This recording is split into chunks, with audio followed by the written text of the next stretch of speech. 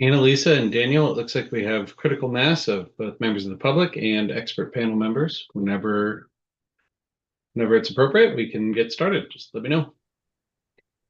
Recording in progress. Good to go? All right.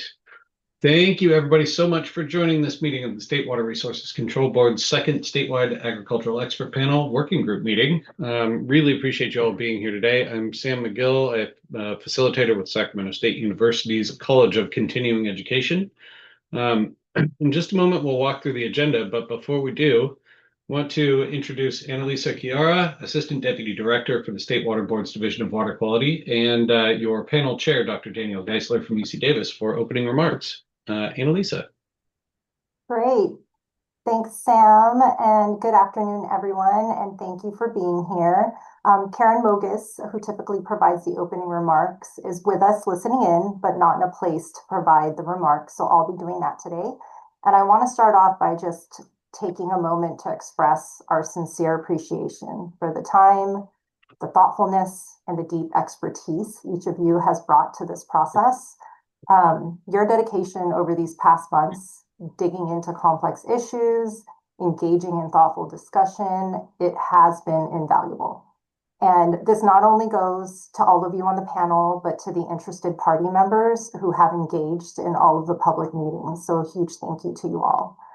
The draft report of recommendations reflects not only your technical and scientific knowledge, but also your commitment to supporting practical, effective, and workable approaches for a statewide agricultural program. So I'd also like to note that for us at the State Water Board, we're looking into these recommendations with our next steps in mind. And so we know that our board will have questions on the how and the why for implementation of the recommendations. So we do at the State Board plan to participate in the public comment period to share any input we have for the panel to consider alongside all other comments received. And I imagine our regional boards will also want to do the same. So in addition to that, Sam is going to lead this portion of today's workshop, but I also want to summarize some of the process that we're proposing and key dates to keep in mind to get a draft report released for public comment after today's meeting. So Chair Geisler will send a clean version of the draft report to the State Board staff by March 13th. And so that's the end of this week. Staff will immediately send the draft report to the panel for review. And if there are any dissenting opinions from our panel members on portions or statements in the report, we would like that provided to us by March 23rd via email to State Board staff. Staff will cut and paste any dissenting opinions into attachment E of the draft report and ensure it meets accessibility requirements, and then release the document for public comment. So for the panel members, please keep this in mind until we get to the next steps and timeline later in this meeting, which will be led by Sam. And with that, thank you again for your insight and your continued partnership. And we're looking forward to you all working through the draft report together today with the goal to release it for public comment. And so with that, I'll pass it back to you, Sam. Sure. We'll check in with Chair Geisler for opening comments as well, and then review today's agenda. Good afternoon. Thanks everybody for joining today, and I'm looking forward to a great discussion. All right, short and sweet. Let's take a look at our agenda. This should look pretty familiar to folks, and really appreciate you all jumping on for the slightly earlier start time than normal. We're really here for two primary things. The first is facilitating the second statewide agricultural expert panel's deliberations on the panel charge questions. But we're really shifting gears here. For those that have participated in a number of these meetings, you'll know that the last several of these have focused on the full panel report. So what we're really driving towards today, and Annalisa mentioned it a couple of times, is consideration of releasing the draft expert panel report for public review. This is a really critical milestone in finalization of that document. So the bulk of the discussion today, after a quick round of panel member introductions, will be a continuation of discussion of the current draft panel report. At the end of that discussion, we're also just going to check in with all of our panel members and ask if there are any objections to releasing that report. It's a little different than requesting approval of the document itself and consensus around the various elements in the plan or report. Sorry, that will come later. I do promise everybody that will be a critical question that we'll be asking after the public review period. But that's kind of what we're up to today. As always, we will close the discussion with a round of general public comment, and many thanks to all of the interested parties on the line for submitting comment requests. I'll run through the specific instructions for that later, but just remember there will be a general public comment session at the end of the meeting today. The agenda did note that this meeting is scheduled to run until 6 p.m. If discussion and public comment conclude before that time, we certainly have the flexibility to let you all out of here a little bit sooner. All right. So let's think through a little bit of what we're here to talk about today. Oh, and I'm sorry, before I do that, I would be remiss if we didn't give our panelists an opportunity to introduce themselves. I'll read out your name, and if you could just do a quick introduction, that would be great, starting with Ali Montazar. Good afternoon, everyone. Ali Montazar, UCC Irrigation and Water Management Advisor in Southern California. Thanks so much, Ali. Richard Smith. Hi, everybody. Richard Smith, retired vegetable crop farm advisor, Monterey County. Wonderful. Hannah Waterhouse. Hannah Waterhouse, assistant professor and soil biogeochemist by training at UCSC. Wonderful. Thanks, Hannah. Go to Atume. Hi, everyone. My name is Godo Atume. I work with UCNR. I'm a Sigma Small Farms Coordinator. Thanks so much. Ruth Dahlquist Willard. Hi, everyone. I'm Ruth Dahlquist Willard. I'm the interim director of UC SAREP, the Sustainable Agriculture Research and Education Program at UCANR. Great. Thomas Harder. Yeah, good afternoon. I was going to say good morning because it's really early where I am. I'm Thomas Harder, professor of cooperative extension at UC Davis. I will be without camera today. Thank you, Tom. I apologize. Quite all right. And Michael Kahn. Yeah, good afternoon. Michael Kahn, Irrigation, Water Resources, Farm Advisor based in Monterey County. Great. Well, thank you all so much for joining today. One note, because this meeting is a little bit longer than the typical work group meetings, if we end up going all the way until 6, Chair Geisler, maybe I'll just check in with you partway through to see if we need to take a break, just so that everybody can get up and stretch a bit. All right. So let's go ahead and dive into it. Before I turn it over to Chair Geisler to walk through the document and continue the discussion and refinement of the report, we wanted to walk you through the process that we have developed for public release of the draft report. So after today, March 11th, the expectation here is that the document will be ready to go out. On or before March 30th, the hope is that the draft report is released for a 30-day public comment period. During that public comment period in early April, ideally April 10th, there will be a staff-led public comment workshop hosted at Cal EPA, and there will likely be a virtual option for attending as well. That's an opportunity to provide verbal comments in addition to any written comments you may have. On or around April 30th, we expect the public comment period to end. That's a little bit dependent on exactly when the document goes out, but we will, of course, provide notification of that. The public comment period will end. And then we have a few additional check-ins before the process concludes. Around May 13th, the panel will receive all public comments, both written and verbal, for its consideration. And then we have pulled the panel members for one or possibly 2 working group meetings to discuss those comments and revise the report if needed and appropriate. And then there will be a final plenary meeting of the panel. This will be similar to the formal in-person sessions that have been held at Cal EPA and Sac State in the past. And the goal here is for the panel members to issue the final report. At that point, the panel process will conclude, but there's one more step. After that approval, we will work with Chair Geisler to present that report to the State Water Resources Control Board at one of their scheduled meetings. We've been looking at June 16th. It's a little dependent on exactly when those final panel meetings are scheduled. But that's kind of just the broad strokes of what we're looking at for public release of the draft and finalizing the report in advance of that board presentation. All right. Annalisa really already covered this. This is the last slide that I have before turning it over to Chair Geisler. But again, just to reiterate, Daniel's going to work to send a clean version of the panel report based on the discussion today to State Board staff by March 13th. We will work to circulate that report with any modifications based on today's discussion for panel review immediately.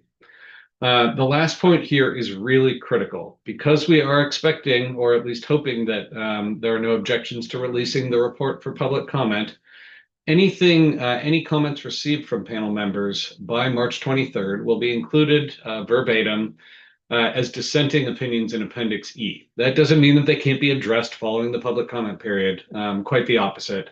In fact, we fully expect that if additional work group meetings are needed towards the end of May, any dissenting opinions can be addressed following the end of the public comment period. So hopefully that's straightforward. The real key here, and Daniel, I know you'll likely mention it as well, but our goal here is to get to address comments that we've received so far today and get the document out for public review as soon as possible. So that's kind of the end of what I had to share with you. Annalisa, I know that we've been in a number of discussions with Karen and Chair Geisler and others. Was there anything that I missed or anything that you'd like to add? Sorry, Sam, on mute. No, I think you covered it. Thank you. Okay, wonderful. Well, with that, Daniel, I'll go ahead and stop my share and turn it over to you. Okay, great. Thanks a lot. So the plan for today is that we go through the comments pretty much the same way we did it last time. I highlighted those I think we really need to discuss in a group. If there are others, just let me know and we can discuss these two as a group. So thanks again. We received a lot of comments, some major, some smaller, but all of them improved the document. So thanks a lot for taking the time and reading everything that carefully again. Probably it was the 5th or 6th time, or I don't know how many times you've read the report. So the first comments we got from Thomas, that's just about the definitions, and I think I can incorporate them.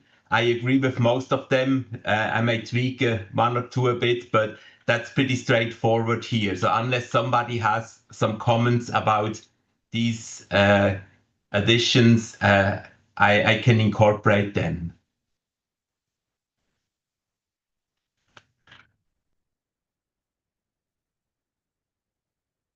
Same here. Then we can get to the questions. And by the way, can everybody see that document I'm showing? Sometimes we had it. If you can't see it anymore, let me know. We had problems in the past. So I'm just scrolling through the latest version, the one Sam sent us a few days ago. It looks great. So here again, it's an addition by Thomas. I think that's okay. It just adds another point. If there are no, if nobody opposes, I will just accept this addition here. It's about the 3-year rolling averages.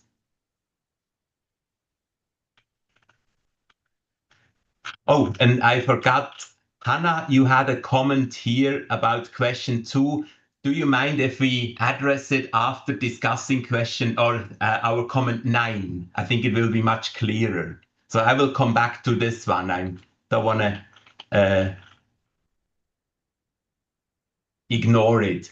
But I think here point 9, that's a point we need to discuss today. A little bit of background. Throughout the process, we didn't really want to say whether targets or limits should be set. We left it open. Although this question 9 here, we are talking about excessive nitrogen discharges, and the original idea is to say, in this case, limits are appropriate. And then prior to the last meeting, Thomas changed throughout the documents to everywhere where we mentioned limits or targets to targets and limits. So now it became targets and limits.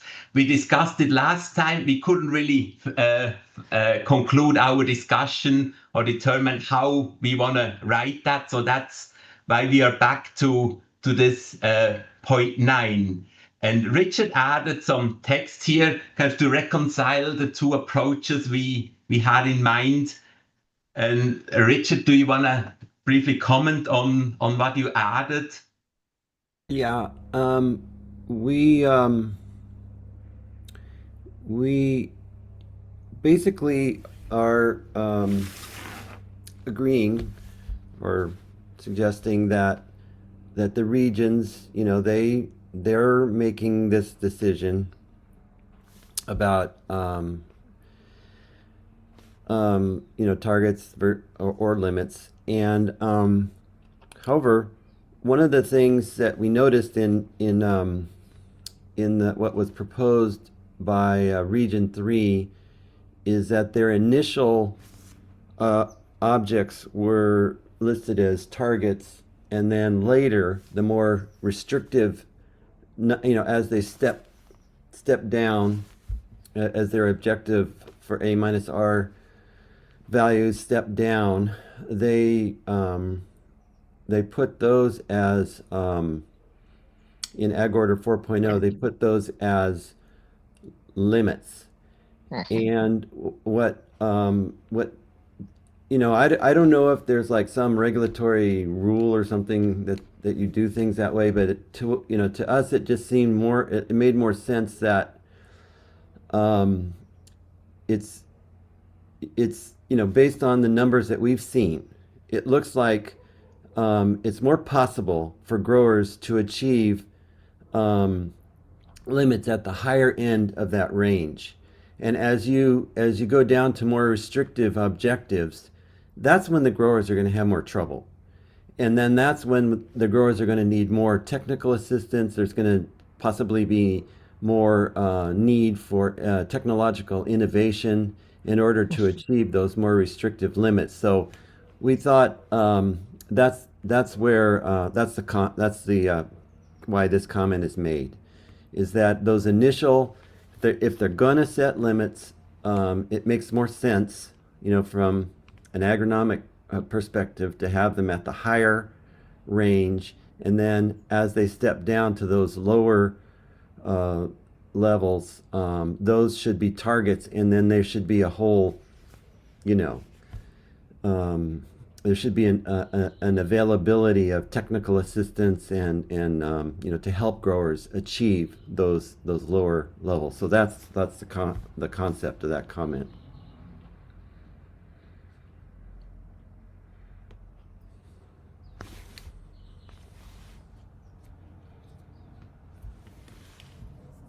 Thank you, Richard. What do others think about it? Is that an acceptable version, the way it is written now? Mike? Well, I just wanted to give a little more background on this. You know, the initial question was, is there some amount of of nitrogen applied that is just too much? And that's why, you know, you would put a limit on that. Sort of the low-hanging fruit here. And so I agree with how Richard has written this. But the idea also is that as growers, you know, more and more of the growers can make these lower targets, those higher targets they passed could become limits in the future that are, you know, more a little bit more enforceable by the board.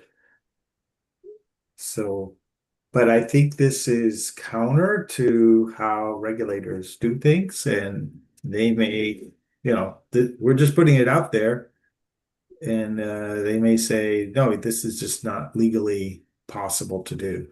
But from an agronomic perspective, I agree with Richard that this would make a lot more sense if you're trying to enforce this with growers. Thank you. Hannah? Thank you. Yeah, I think that's what my thinking was in deleting targets from number 2. So initial limits. And I think It's related, so yeah, we'll definitely go back to that. But I think if we can figure it out here, it will be easier to discuss too. Yeah, and I think it makes sense. And I think I guess it's in the next paragraph where it says, shoot, I'm lost on my own document. Hold on. Oh, when, they need to be, I think the point that Richard made about needing to be accompanied by technical assistance, and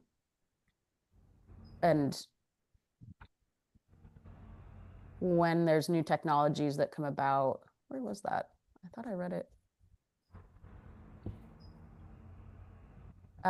When new technologies come about, to incorporate that to help them meet that target or limit. But yeah, I don't actually see the technology part though. Yeah, it is somewhere, but not in point 10. Okay. It is somewhere. Yeah, I wonder if just maybe highlighting that also in this. I mean, point 9 is getting really long, but. I can check, but I think we mentioned it's definitely somewhere, so it is in there. Cool. Thank you. Thank you. Ngudu? Sam, do you want to go ahead? Do you have a question? I just wanted to point out, Daniel, I know that Thomas had provided some comments early this morning, or I guess late in the evening, depending on what time it was in Japan, specific to this point here. So I just wanted to make sure that didn't get lost. I do have all of those comments up on a slide, and I'm sure he'll mention it as well. But that's all. I just wanted to cue that up. Thank you. So Ngudu and then Thomas. Thank you. The comment I was going to make reading through this was, I think I understand Thomas's initial point of having targets/limits throughout the documents, but for this particular response, it's 9, and I also agree that it's long. We need to change some of them to be limits and some of them to be clearly targets. When I look at the first line, the panel agrees that there is a point at which end discharges to groundwater are excessive, and regional boards should be able to set initial limits. I think there should be a limit. And then also, when we're on line 641, when we're talking about the highest 80th and 90th percentile, from our last discussions, I also understood that was going to be a limit for those people that were really excessive, depending on the region. And I think, Hannah, this may be what you were also talking about initially up there, where some of them might clearly need to be a limit, and then some of them might clearly need to be a target for the regions. And then just also thinking about how we balance agronomic needs for the growers, as well as what's happening with the communities, right? I think the general overview from this panel has been we can't really balance that getting to 10 milligram per liter for communities, as well as having growers meeting their agronomic needs. So just highlighting that as well. Thank you very much. Thomas, you're a strong advocate of target/limits. Yes, I'm still an advocate of target/limits. I think based on the comments we heard from the Regional Water Board, Region 5, if we are going to specifically recommend that we are setting limits, that we require limits at the upper end, that would upend the Region 5 Area Land Regulatory Program approach. I would propose that we remove the addition in point 9 and instead discuss the use of limits at the upper end in point 2. And in point 2, as Hannah suggested, we explicitly say that if limits are implemented, they would at this point more likely be appropriate for the upper end rather than the lower end where we don't know that we can achieve it. But even in that case, I would not support that we recommend that it be a limit. I would support that we say it can be a limit, and that's up to the individual region on how they want to do this. But I don't feel comfortable making a proposal that either limit or target needs to be applied, even at the higher end, based on the discussion we had and based on the comments that we received. But you agree that in point 2 you would be Yes. fine with writing only limits. Yes, and I think point 2 is clear that this may be a choice that a board can make, but it's really up to the board whether it's a limit or a target. And I think it wouldn't hurt re-emphasizing that in point 2, but the entire discussion on limits versus target could be done in point 2, and I would not include that in point 9. But then line 641, that's basically a repetition of point 2. So then here it would also, you would be fine with mentioning only limits. Hold on. I'm gonna have to switch how I look at this. You're referring to the line number without 641, seeing, because that's basically a repetition. but that's of- without the of markup, point right? 2. That's just simple view. Because the line numbers change depending on how I look at this. Aha. Can you see 641. that? Yes. Initial target limits at the highest 80th or 90th percentile.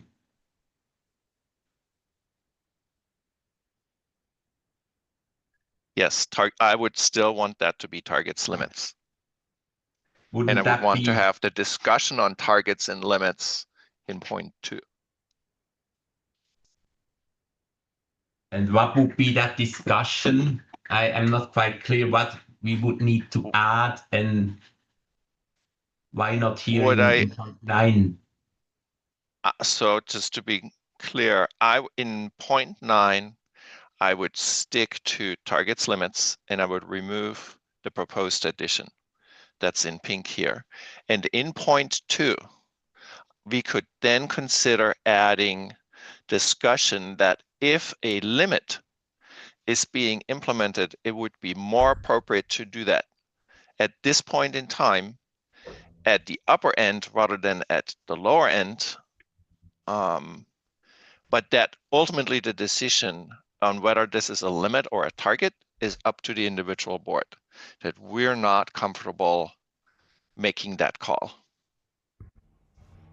Mm-hmm. So basically, more or less what Richard added, you would like to move to point 2. Yeah, exactly. Still, the one thing I'm wondering, when you read the first sentence, we say when nitrogen discharge is excessive. We don't just say it's high, it's excessive. Doesn't that kind of suggest, yeah, that may be a case where a limit could be set? So I assume you don't agree with that that opinion. Yeah, absolutely. I think what we want to be careful with is that we don't say a limit must be set. We want to still, in my recollection of the discussion we had, and what I would feel comfortable supporting based on the comments we received, is there are regulatory and legal and economic aspects to that decision that I'm not privy to have enough insights on to make a call on, this must be a limit, as we had discussed back in January and December. And as I had originally proposed, as a straw man, but I think based on the comments we received back, I'm not comfortable to say it has to be a limit. I'm comfortable saying it can be a limit. And if it's going to be a limit, it makes more sense at the high end rather than at the low end. But I want to be careful that we don't prescribe it as a statewide process. Does that make sense? Yeah, I don't really see that we prescribe it, or we just write should be able, or it may make more sense. It doesn't sound Something like like a that. prescription Yeah. to me. Yeah. I just But want where do to, you see that prescription we should, where we can soften the language? I just want Sorry, to Mike and Richard. We'll get to you. to say we recognize what Thomas is saying there. It's just that in Region 3, they already have limits. We're not saying anything about any other region. Just Region 3, they already put limits in Ag Order 4.0. So we have to address that. And so that's why that language is there. Everything else is targeting limits like Thomas wants. But for Region 3, so we thought it's necessary to address that. So you're saying, Michael, that in Region 3, the point really of this is to say that Region 3 has to remove the limits at the lower end and at best could set targets. That right now there's not enough evidence and enough information available to justify that these lower thresholds that they have set as limits are being set as regulatory limits as opposed to targets. It's okay to set them as targets, but it's not okay to set them as limits. Well, that's part of what we're saying, but there's in terms of the excessive amounts, yeah, the target at 500 could qualify as an amount that would say anything above that is excessive, and that can be a limit. But anything below that should be targets, because it takes time for growers to adjust their practices. And one other thing to add is that in question 2, point 2, there's language there about the thought process of how to set targets and limits. You know, what's the right order? May not fit with regulatory frameworks, but from an agronomic perspective and working with growers, it would make more sense. But that's in question 2. Mm-hmm. Yeah. Mm-hmm. But this is not calling out anything to other regions. I think Michael, would it make sense then, because this is specific to Region 3, to just make this a separate prompt under 9 and insert this as a point 10? So it's clearly its own thing, and it calls out this particular issue specifically. I think I that's think fine. that will deconvolute also the complexity of 9, and it'll make it easier for, I imagine we're going to get a lot of comments on this, for folks to specifically comment on this part. Yeah, I'm fine with that if everyone else is. So move this to as point 10. It would need a little more text.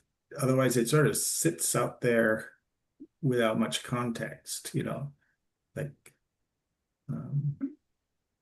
maybe a little bit more rewriting there. I think that's I okay. think if we have point 9 first, it may be fine. But Richard, what do you think? Would it make sense to move that as its own bullet point or point 10? Actually, I'm having trouble seeing what the kerfuffle is about because here's the wording. The panel agrees that the specific metric and the specific process to setting such a target limit must be developed by each regional water quality control board, period. Mm-hmm. That covers what you're saying, Thomas, and then we go into the specifics about Region 3 there, and you know, if you want to make that a separate bullet point, I think that's fine, but I think that we're not saying that that this panel is stating that you should set a limit or target. We're saying the board, you know, and actually, in my mind, this is a change, you know, based on what you originally, you know, the statements that you made in the last, I think it was the last version or the version before. And so I think, I don't know, it seems clear to me, but if you want to make it a separate bullet, that's fine. I just think I think we Richard, what? stated Yeah, that go ahead. this is a regional process.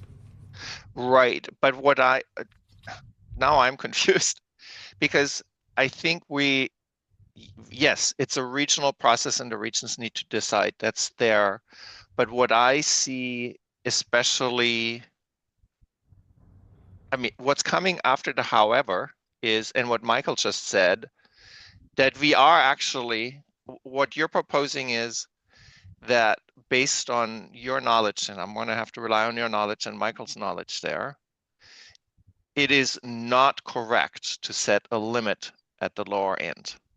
That you would like to specifically recommend that the current limits be converted to targets, the ones that are currently in Ag Order 4.0, because there is not sufficient evidence that they are actually achievable at this time. That maybe later they can be limits, but not right now. That's what I hear being said in what comes after, however. And so that is really then an exception to what we're saying in 9, which is this should all just be a regional approach. That's why if we want to do that, we want to call it out separately as an exception to this, general thing that yes, regions can do whatever they want in terms of limits and targets, because this is a specific recommendation then to not set a limit at these lower levels that are already prescribed as limits in region 3. Yeah, Can I we think just that makes sense. Can we just Yeah, change Hannah, Gudu, and Ruth all have raised their hands. Let's hear from you first, and then we will continue. Hannah. I think a separate bullet is fine, and I think we could just say more restrictive A minus or R objectives should be considered or could be regular, just change that should if we're leaving it up to the regional boards. I think it's just a simple word change and maybe moving it down to another bullet. Thank you. But I also wanted to ask, I didn't understand the comment made by Region 5 about it completely upending their process, and I was wondering, Thomas, could you help me understand that? I would, that would probably, the Region 5 could address this better and more precisely than I can. Region 5 has a process right now that has set targets.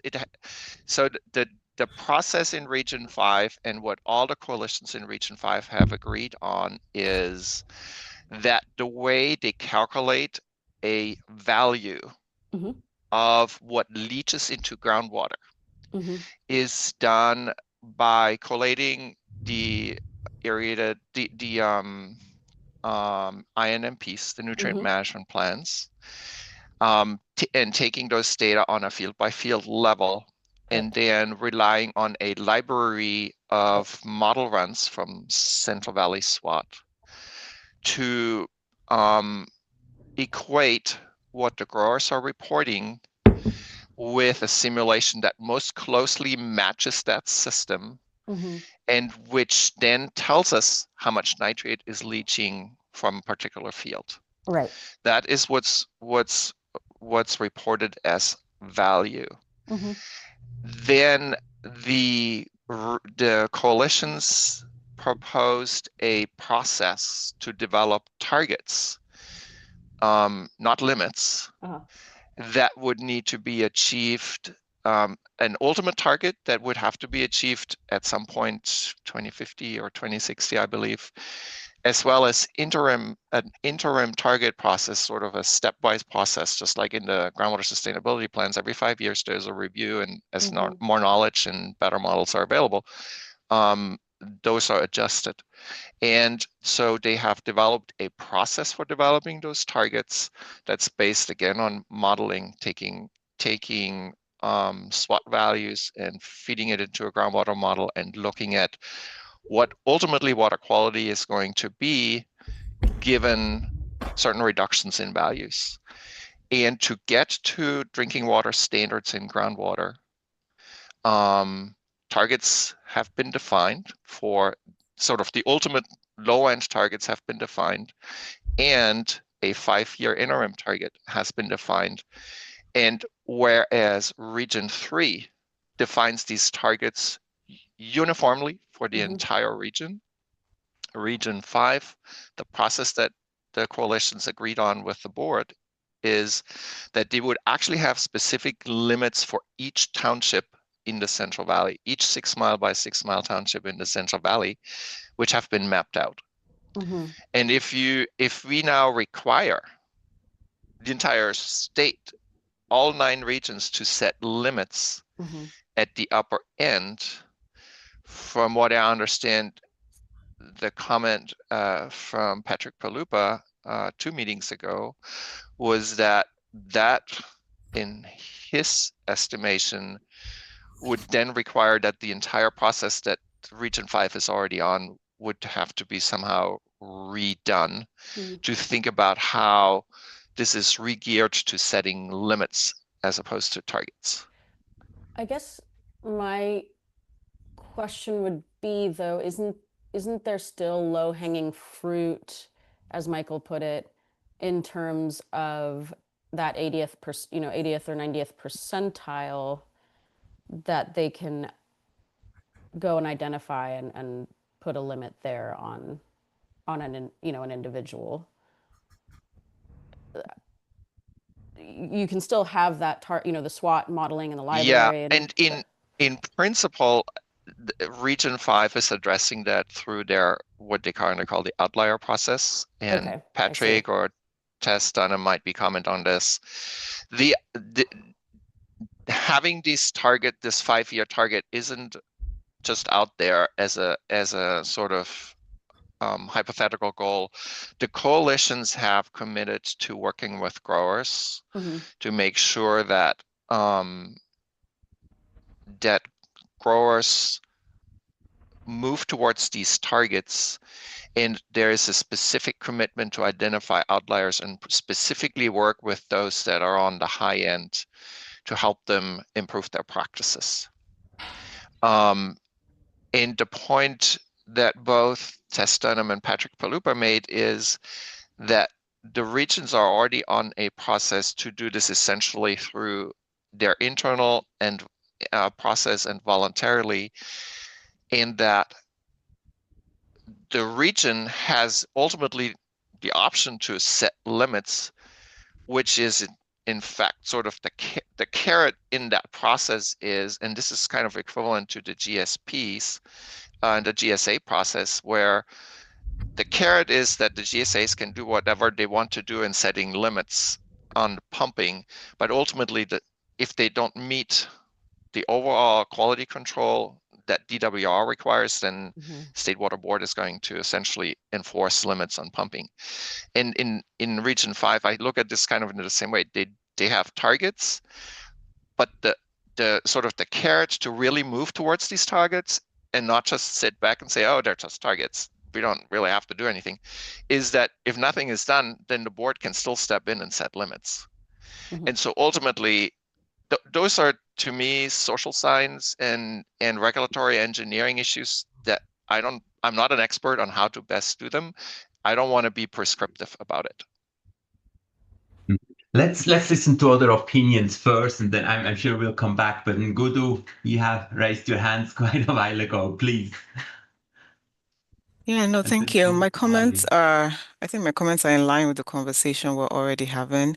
That last line there that Thomas shared, that the regions have the options to set limits, I think that's supportive of what we have here. And I want to highlight that line 6 to 7, we say the regional boards should be able to set limits. We're not enforcing. And I think there's Region 5 and there's Region 3, but there are other regions. So we say they should be able to set limits. And looking at Region 5 specifically, in addition to their targets, for those that are excessive in nitrogen discharges, they should be able to set limits for those stakeholders. And then when you come down to line 639, that says one approach discussed and not meant to be either prescriptive or to replace already existing approaches in any of the regions was to set an initial, that should be limits for the highest percentile. So I think, again, we're talking about the higher end, and not mandating any of these regions to do that. But at some point, with the level of excessive discharges, there needs to be clear limits set. And I think this also answers the question that was posed to us without us saying it must be done this way, but that they should be able to do that in the different regions. And just honestly, the targets that have been set in Region 5, having limits will help in getting some of the higher discharges move closer to drinking water standards. Thank you. Ruth? I'm going to try to concisely comment on a few items from the discussion. One is where does this addition belong? And I could support it going in any of the places where it's been proposed. The comment, the 0.2, 0.9, or having its own bullet point. And I think the most important thing to me about this language is to provide some kind of guidance on agronomic feasibility to the water boards that are determining the targets and limits. So in the answer to question 2, we specifically mention that, and we say that it would be good to work with cooperative extension advisors and other technical experts on determining limits or targets that are agronomically feasible. And I think that's what this is trying to get at. So if we want to, I don't know if we want to refer to that as well in this section. Like if we made it its own bullet point, could we also reference that language of, how is agronomic feasibility determined? Oh, yeah, I guess we already do. Sorry. You're just ahead of us. Yeah, way ahead of. Sorry, I should have noticed that. Anyway, so yeah, that's I guess that's my biggest concern is if limits are set, how is the agronomic feasibility determined? I also just want to comment on Region 5 and the approach of setting targets and then following up with outliers. I do think that's an effective approach, especially in the engagement with growers in the process. So I to Thomas's points that he made about Region 5 and not wanting to upend that approach, I agree with those comments. I think the setting targets and identifying outliers, following up with outliers to find out what's going on and see how they can improve their practices really has the educational benefit of working with people one-on-one to determine what's going on and why are they not able to, apply less nitrogen. So I think that's it. Thanks. Thank you. Ali, you had to wait patiently for quite a while too. Yeah, thank you. I appreciate all the comments. I think we always came, across this document and stop in this right here 9. I understand concerns from Thomas. I agree with part of that, but I think we can address that part. I think the red statement added by Richard should be fine, except one part. I think we should address that. After that parenthesis, 500 pound nitrogen per acre, all the problem to me, it seems after that, because we accept after that is currently agronomically achievable by 80% or more growers. We didn't hear solid verification on that. If we didn't, I think we should be very careful. Perhaps we can adjust it. We can say, as it could be agronomically achievable by 80% or more of the grower for some crops, for some areas. Because we need to, if we do that, I think we can adjust it, because we cannot accept or verify 80%, even in that region, agronomically doesn't affect by that. Because we didn't hear actually solid verification. If not, I think we need just to change the language. It could be agronomically achievable by 80% for some crops and some areas. If the grower has some sandy soils, some specific crop, perhaps even 80% in that region might, I don't know, maybe Michael and Richard can verify that. But even if you verify, we need a documented verification on that, very solid. We do. Otherwise, we In cannot line accept with it. what you, may I briefly add a comment? In line with what you said, I was also wondering whether we should delete the 500 pounds per acre, because that's Ag Order 4. It has been reprimanded. Yeah. We don't know what will be in the next Ag Order. So I would suggest to do at the highest A-R target that is currently agronomically achievable by 80% and leave not have a number. That would be my suggestion. Yeah, that's all. I think that part, if you change to make sure, because that language it says is currently achievable. We accepted that. So Sarah Lopez did present data on that and did show that 80% of growers are meeting that. And we are talking specifically about Region 3 here, so I don't think it has to change. She's already collected that, or the Preservation Inc. has already collected that data For the and showed region. it, and showed it to us, I think, a couple times. So, Mike?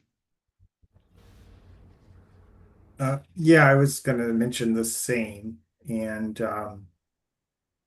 yeah, you're right, Daniel, they could change that upper limit, but,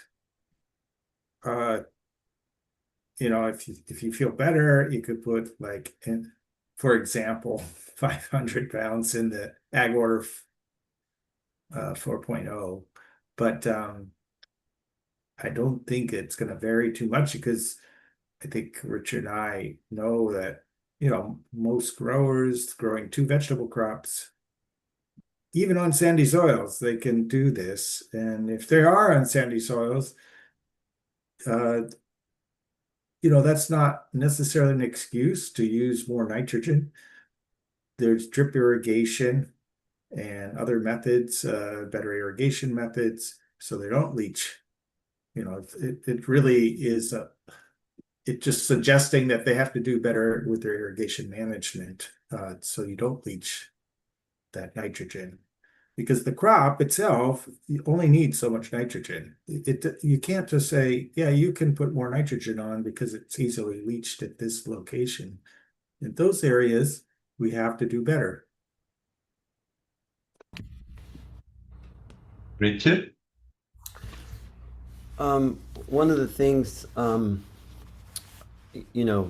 getting ready for this, I, contacted, Preservation Inc., and they provided information.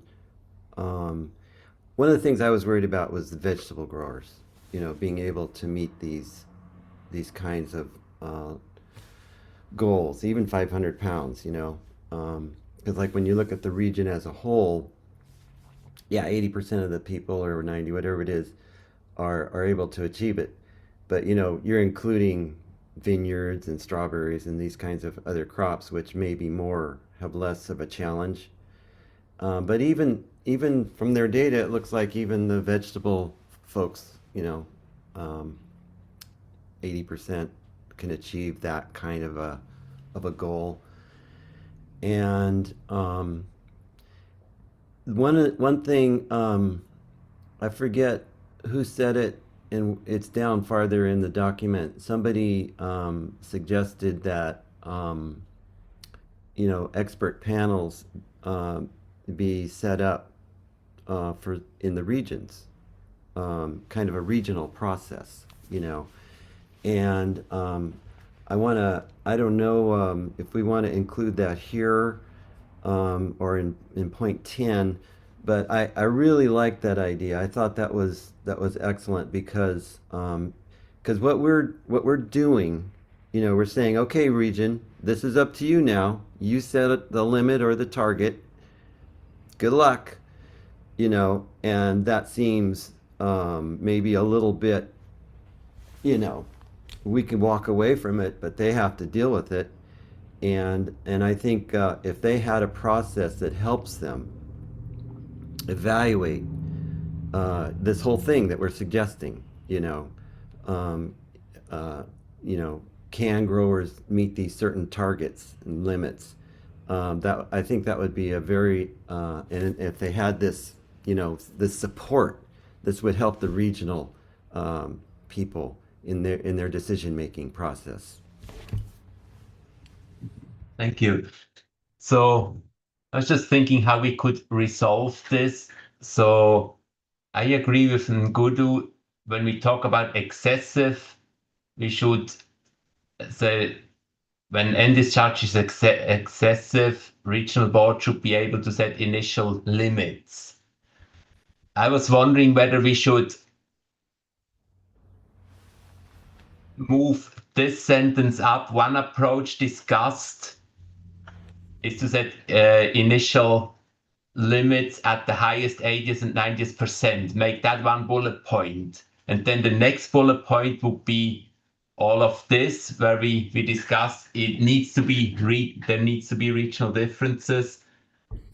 Richard's addition would also be an additional bullet point. So split it up into different bullet points, but that when we talk about excessive discharge, it should be regional board should be able or should be allowed to set initial limits. Would that work?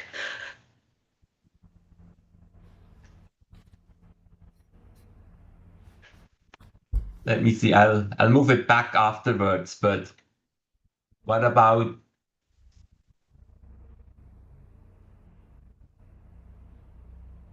doing this? How does that first point differ from point two? I guess point two above, bullet two above. That's what I get confused about. What's the difference between those two? Not really. There's really no difference anymore. No. If we go to point two and we make it about limits, it's just basically more detail about it. So maybe we don't need to. If we agree to this, then we could probably delete two, yes.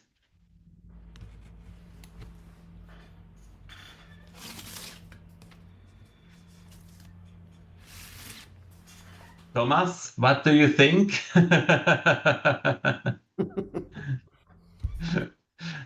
So that's my suggestion here. Split it up into three and have one point where we say, yeah, limits should be possible. And then after that. Yeah, no, I have no strong opinion on whether that sentence needs to be moved or not. I think it's okay to move it. But I do want to confirm that I do agree with Ngudu's comment. In that particular instance that she read, the target needs to be removed, and that we would be specifically referring to limits as on the high end. That's a possibility. Does that make sense? That was in that sentence below that was in that sentence below the one that was inserted. So can you see the screen I'm sharing? Yeah. So I moved it up. So now we have point 9 that deals with limits only. Does that look to you and everybody else? Would that be a point we would support? Let me read it.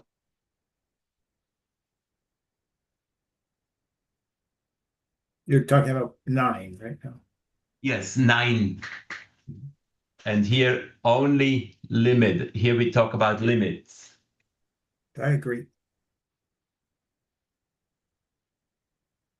Same. I agree. Yeah. Ali, you're mute. I agree. Yeah.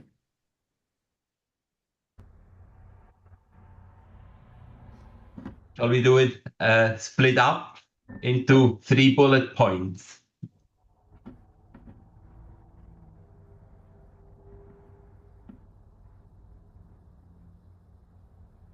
I think it reads much better and is more digestible. Mm-hmm.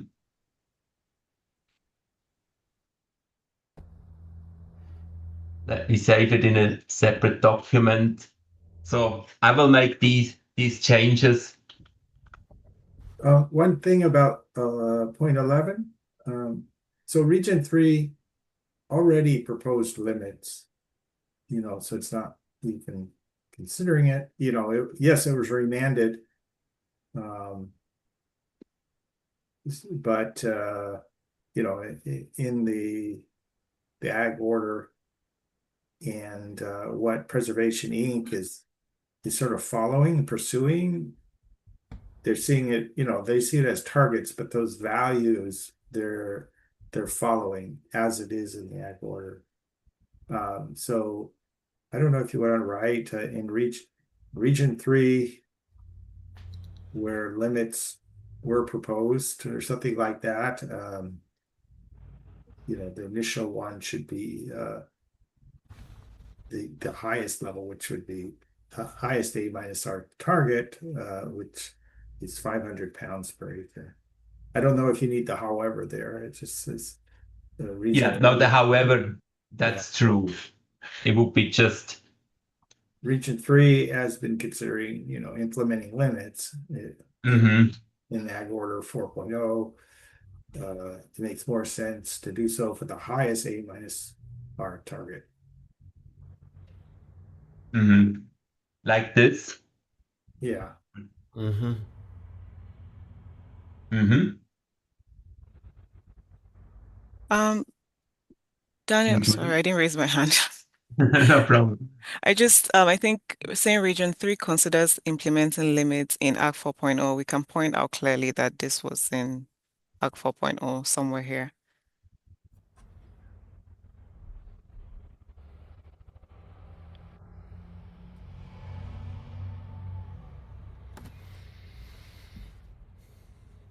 Like this.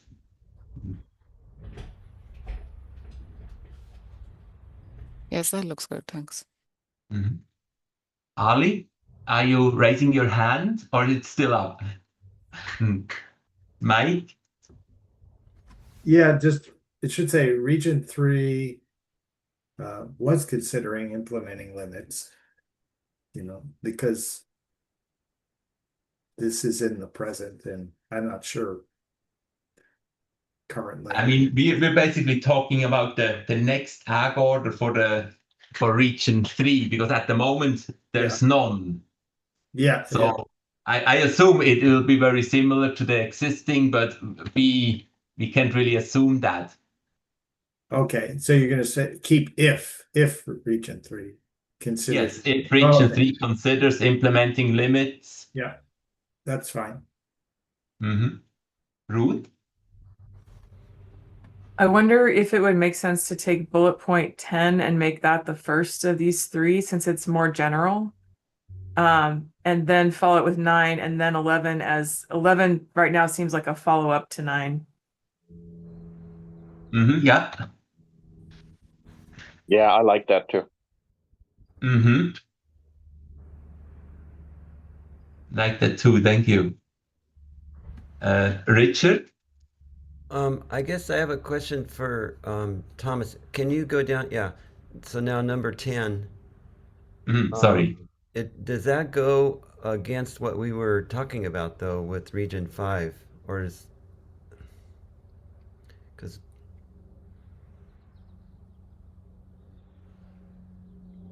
That would be a question for Thomas. yeah. Mm-hmm. Yeah. As long as the should be is not interpreted as a must, and maybe we want to be clearer on that. Can be or something like that. Okay. Yeah. Mm-hmm. Maybe able to set. I don't know what the right wording would be there. Mm-hmm. Shall limits, yeah.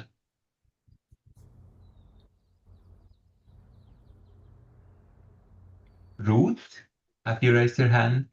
Maybe to follow up on that, could we add something in 10, since we're mentioning 2 approaches? Would it make sense to say, that limits would not displace existing methods using targets and outliers or something like that? Or is that already implied in the may?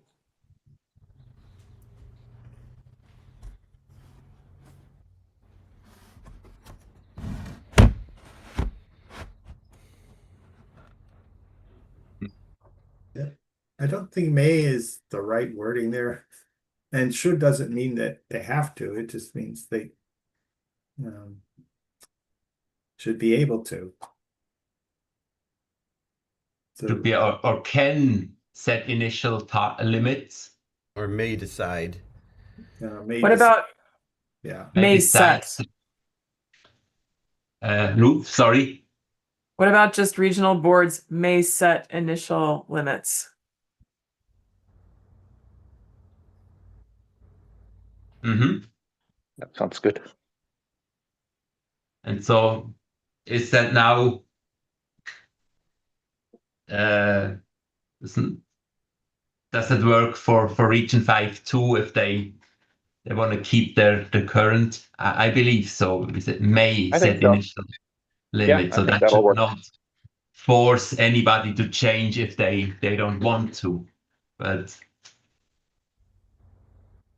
so can we agree on this 9, 10, and then that will be 11? Basically, Richard's addition will be a separate point.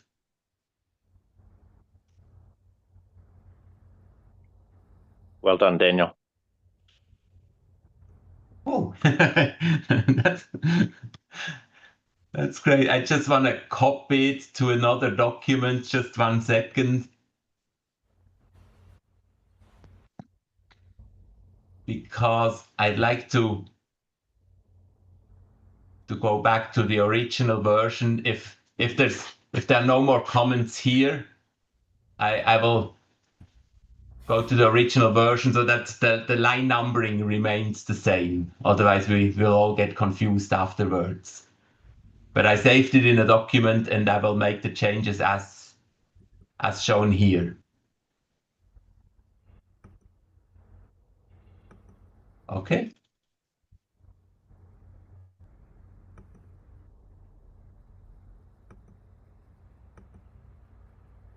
Right. And so then point 2, that would also be limits. Do we need it? That's probably the main question. Do we still need point 2, or is now the new point 9 more or less a repetition of it? I think we can strike it. Delete.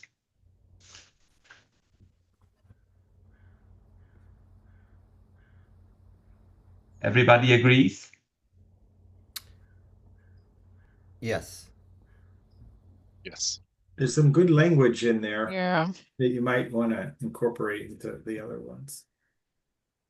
I can see if something is not mentioned, I can incorporate it in point 9. Yeah.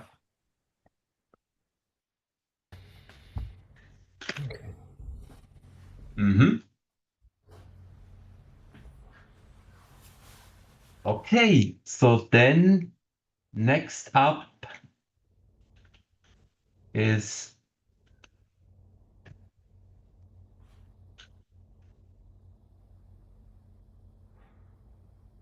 $695.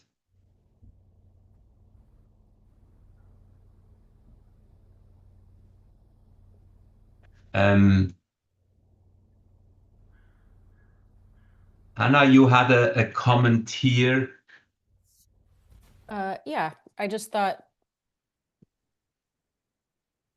it was weird that we didn't talk about Region 5's evaluation, agronomic evaluation process. It sounds like from what Thomas said that they do have one.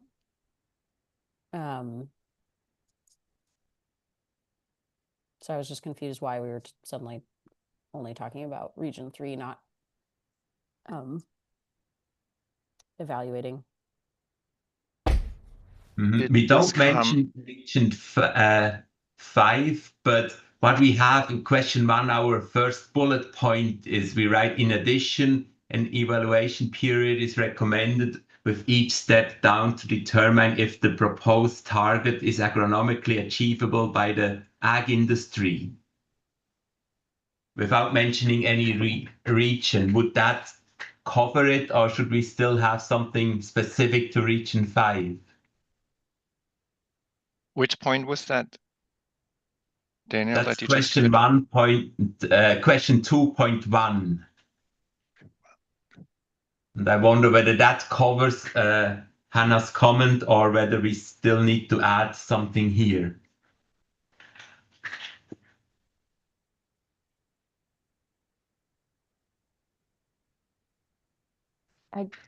Um, yeah, it just seems, I guess, like a lot of disjointed sentences a bit. And so if we have it, question 2.1, maybe we can just cut that sentence.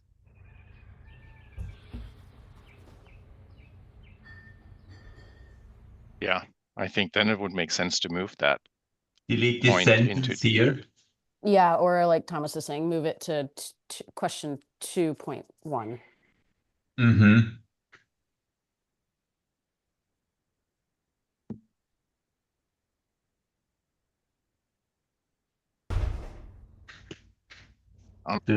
I think I agree with Hannah that it's kind of there's a lot of different aspects in these 3 or 4 sentences that are there that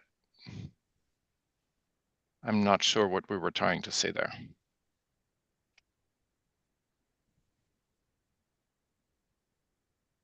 And Guru?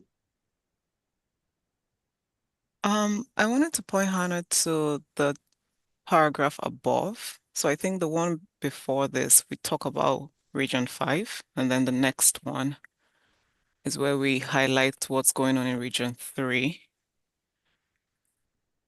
But I don't know if that answers your specific question, but I think we're trying to discuss those 2 regions in 2 different bullet points. Thank you.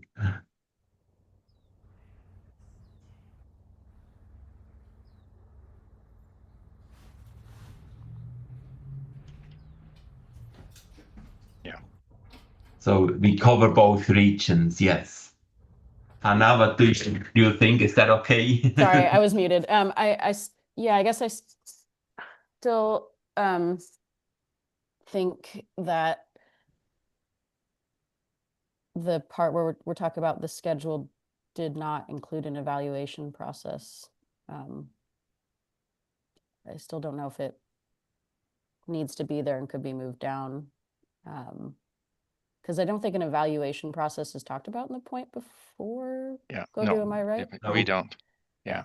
We do in question 2. Yeah, that's why I think it should be moved. So shall we move this sentence or incorporate it into 1?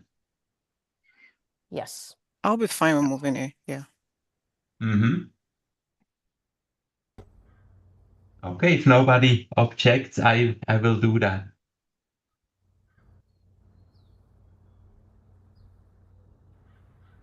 I might have to turn my screen off because my computer's really slowing down right now. Sorry.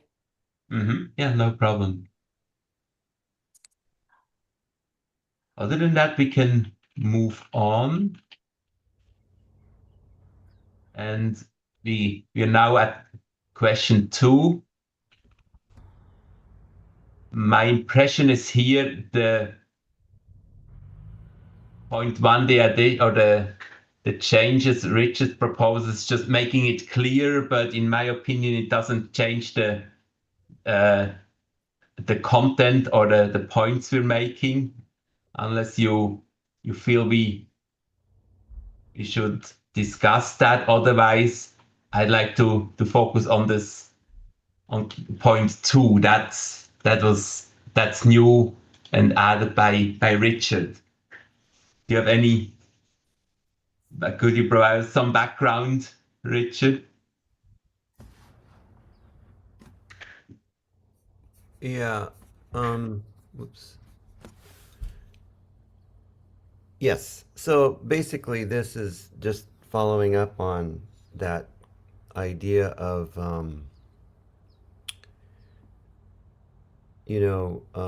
helping growers when we start to ratchet, as the process ratchets down. And making the point that those are going to be they should be classified as targets, and to provide flexibility for the growers to develop and experiment and implement the necessary practices that will allow them to reach, these more restrictive objectives. And that this is kind of what we were just talking about up above. So it's stated here, and maybe it is duplicative. I'm not sure, but it kind of goes into more detail. Talking about the process that the growers are going to have to go through. With getting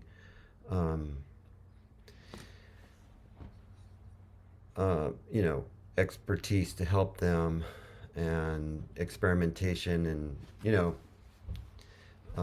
probably more interaction with like UC and other organizations that can help them improve their practices, and ultimately the industry and providing technology as well. Thank you. So after our discussion on point 9, is there anybody opposed to this addition here under question 2, or are we fine with that? Okay with it. Daniel, that sentence you removed from above, are you putting it in 1 somewhere or in 2? That there was no evaluation if what the targets were agronomic. Yes. Let me go back. I need to check. So in 1, I think in 1 we write, in addition, an evaluation period is recommended. Let's see where that is.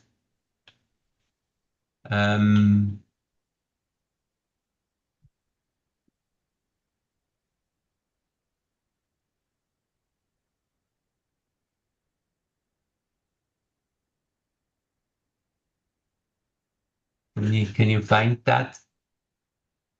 It's 799 through like 802. But there was a sentence stating that there was no evaluation in region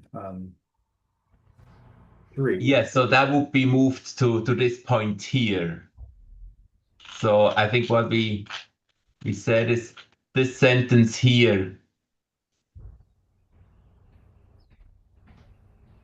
would be moved to question 1, question 2, answer 1.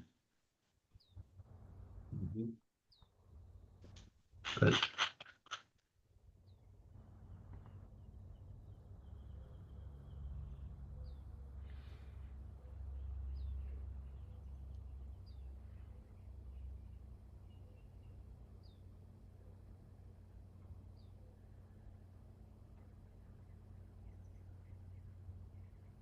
probably somewhere here. Currently, there is no evaluation process, but it is recommended.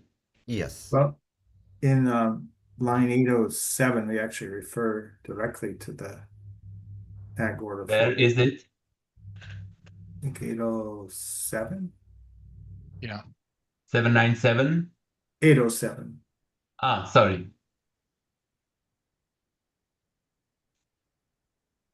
Yeah, I think that whole section, like 80, where there's modifications are proposed and evaluation period is recommended.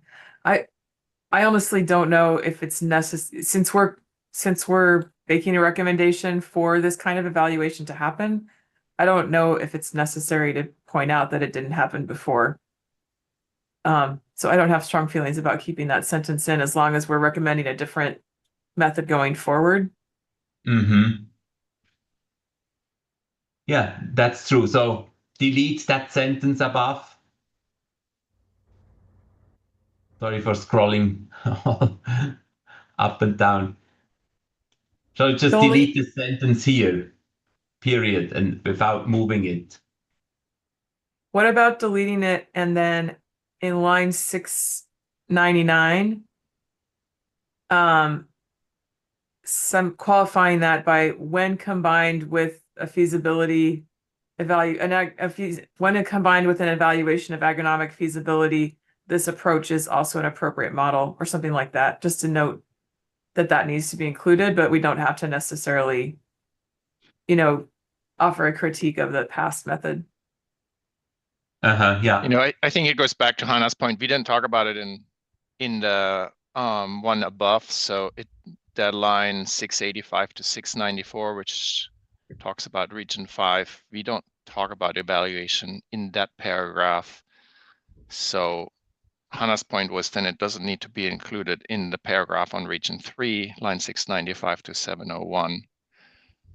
I'm comfortable, as Daniel suggests, to just delete it there and then have it be covered by what we're now writing in question 2 in that first bullet.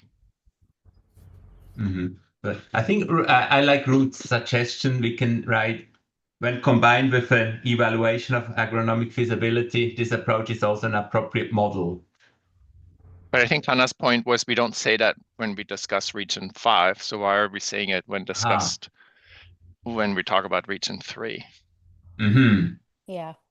This might be a complex, I hope I don't create any controversy by saying this, but region 5 didn't set such ambitious limits. I think that's why it's not mentioned for region 5. It talks specific. I think it came in because in region 3 it was about limits, in region 5 it's about targets. Right. But then that loops back to the question: is when it's limits, should it be a different process from when it's targets? And I'm not sure. I want to weigh in on that. I think that I want to leave that to the regions. I think generally, whether it's targets or limits, I think all these considerations make sense. And that was actually a point I was going to raise, not to make this more complicated, but I just realized that in that first in question 2, first bullet throughout, I would propose to be consistent with what we're saying in question 1, to actually talk about interim target / limits throughout that first paragraph. So replace the word targets with targets / limits throughout that first paragraph. It wouldn't apply in the second bullet that Daniel inserted, because that's specific to Ag Order 4.0 limits and targets. But it would apply, and I would propose to have that in the first one.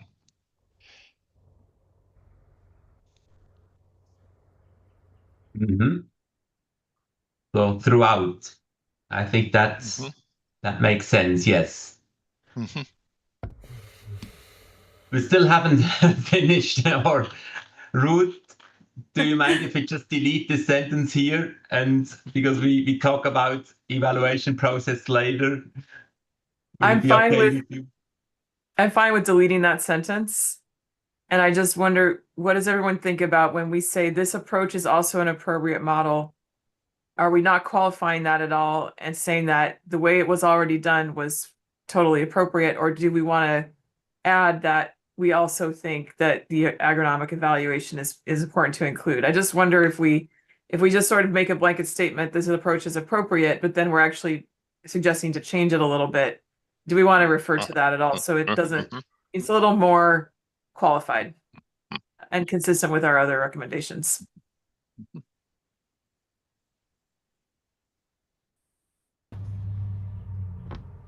So so you come back to your suggestion to include that, or say, when combined with an evaluation of agronomic feasibility, this approach is also an appropriate model. That, or maybe at the end, just add, see comments in the appropriate section on agronomic feasibility or something like that, just to have a reference in there somewhere. Daniel, I suggest that sentence would be appropriate after the first sentence in 2.2, because it says the schedule for compliance, that's referred to Ag Order 4.0. sort of lays it out. And then there's the sentence, the perspective of the panel is that it makes it more sense to set limits at the higher. It sort of puts the context that without. Move it here. Yeah. I like that suggestion, Michael. Mm-hmm. I'm fine with that too.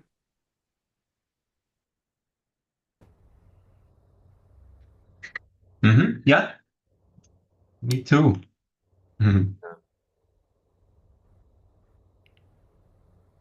Everybody agrees. We move it here. Yeah. Can you put it in there, Daniel, and so we can just see it in context? Yes, I just added it. Can you see? Yes. Now I got it. Yeah. Mm-hmm. Yes. So the blue, what is written in blue. Yes. Mm-hmm. Okay. So I will copy it to another document so that I can go back to the original that we have the same lines.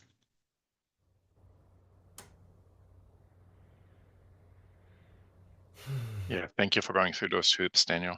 That's very helpful. Okay, we have that. Now we can jump here. This is Hannah's addition. I think Richard already mentioned it. He likes it. Additionally, we find it is sufficient to convene a regionally based panel to review new research that becomes available and ready to incorporate into existing orders rather than convene a statewide panel. And I like the suggestion, although I think it's a little bit too strong or to suggest that the water board should convene a regional panel and not a statewide, because we don't really know the questions that come up. So I added another suggestion we can discuss here. What about it may be more appropriate to have regionally based panels review new research findings and discuss incorporation into existing orders than to convene a statewide panel for this task? So to kind of leave it open, sometimes there may be questions that are better addressed or discussed by a statewide panel. And I really like Hannah's idea, but I like to leave some wiggle room for or some possibility for a statewide panel. Ngudu? Daniel, I had my hand up for the other. Well, too fast. Sorry. Let's go back then. Just a quick comment. I think this was where we had 735 on my end at least. Yeah, this block of text. Oh no, sorry, yours is different. Can you go down a little bit? Uh-huh.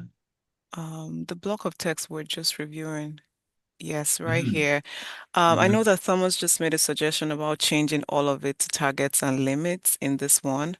I think some of the conversation here, particularly the iterative 3 to 5 years, we discussed that for the target part of things. And then if you look at line 821, that would have to be targets. We can't have target/limits there. Sorry, which line? 812. That has to be targets. That cannot be target/limits because that's referring to a specific region.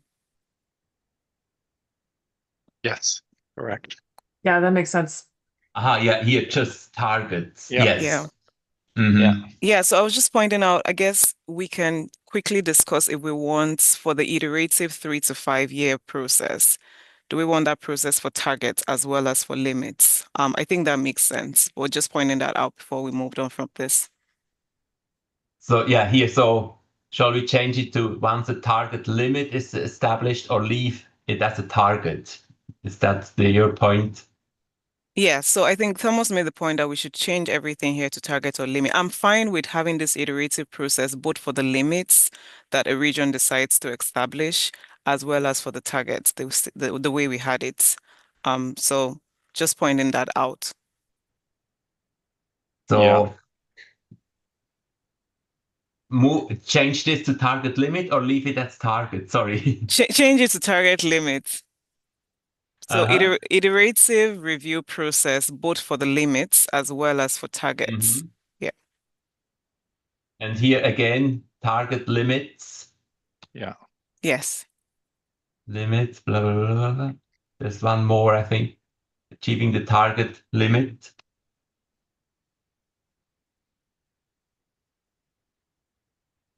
Yeah.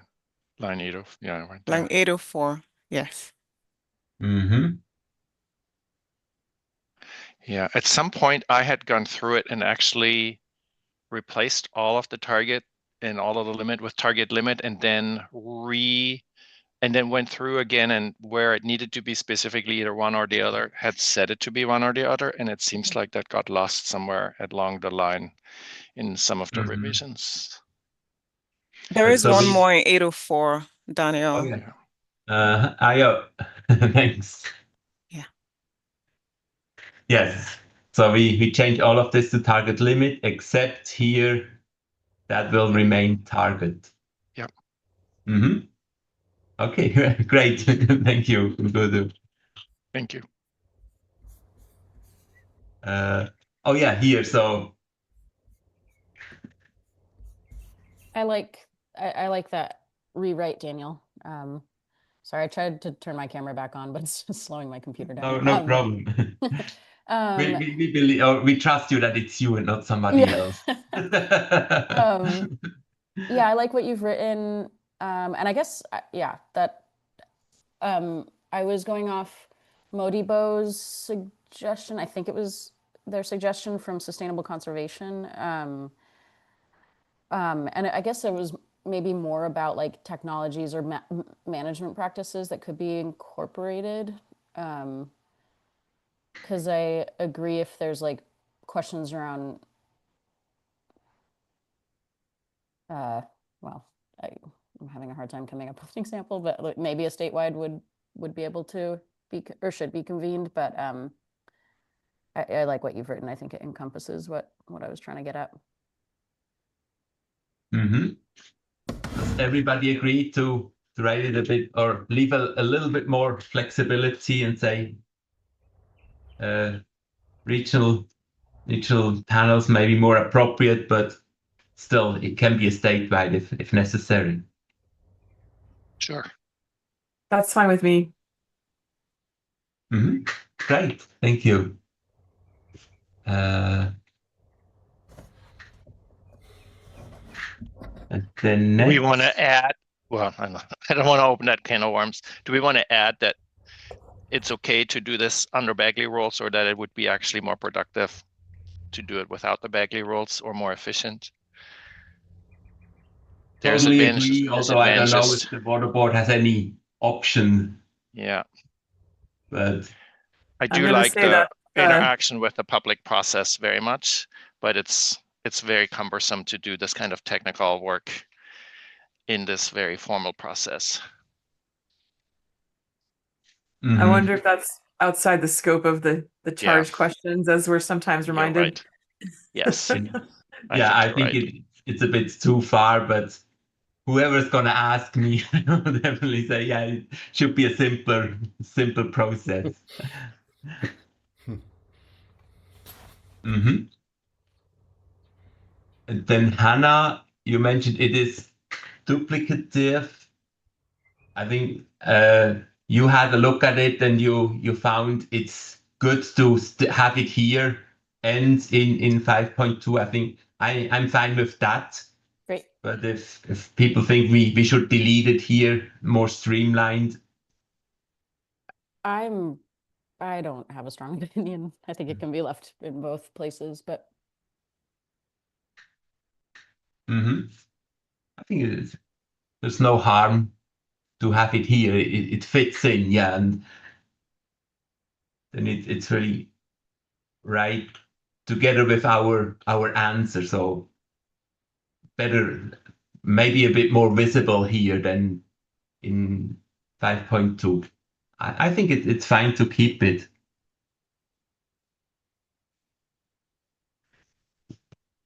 no strong opinion against it. Okay.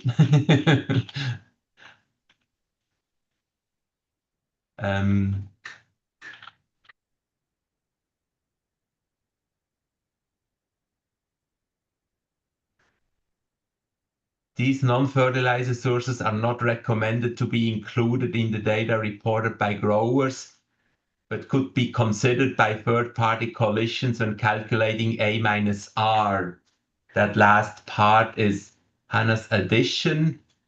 Yeah, I was referring to mainly nitrogen mineralization from soil organic matter, but maybe they meant or maybe that these non-fertilizer sources were referring to atmospheric deposition. I think we have in question 5, we write that additional data should be provided, but only in regions where a model is used. And I think for nitrogen mineralization from soil organic matter too, it probably would be hard for the coalitions to provide that data without using a model.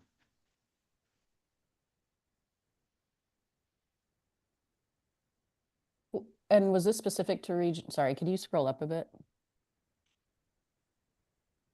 No, that's just in general.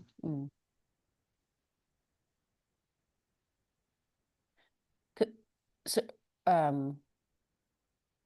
but the discount factors are included in region 3 to kind of take into account the availability, right? But you mean discount factors for organic amendments? Yes. So they're basically there because not all the nitrogen becomes available. But organic here, matter. Yep. Never that's mind. about soil organic matter. So that would be completely different. Yep. I'm sorry. I was reading it as inputs. So do you think by mentioning it in question 5, where we say that regions that use a model should include more data, including atmospheric deposition and changing soil organic matter content, would cover that, and we don't need to add it here? Would you agree? I would agree, and you can reject my suggestion. Yeah.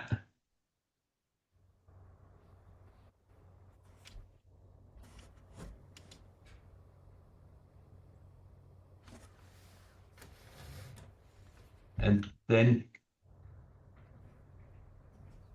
again, that's kind of a similar point here. It's also mineralization, denitrification. Again, I think that data is only available when you use a model.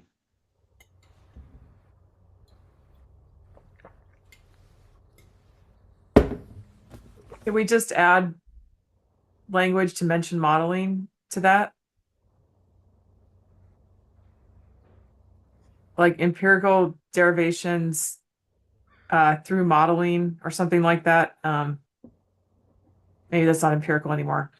Yeah, I was thinking like I was again stuck on discount factors from the fertilizer from organic inputs in region 3. So shall we change this, or is it okay when we mention it later? For regions with models, they should, and also denitrification is also mentioned in question 5. So regions that use models should report denitrification volatilization. I see. Yeah. Disregard.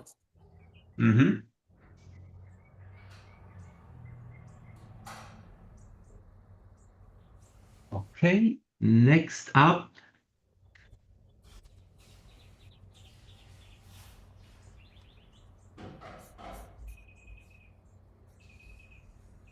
There are small suggestions. I think I can incorporate those, just more clarifications.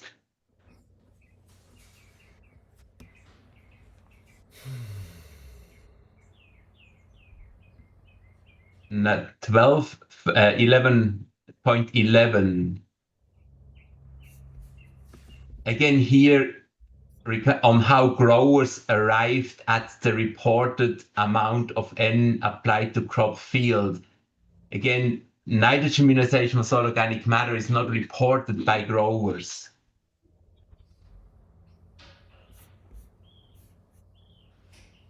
Or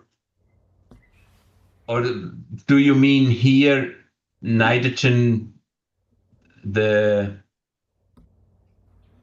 coefficients used to determine plant available nitrogen from amendments? Is that what you mean? I think my thinking here was about that growers report how much N was mineralized, or they estimate it in region 5, whereas in region 3, the coalition does, if I'm not mistaken.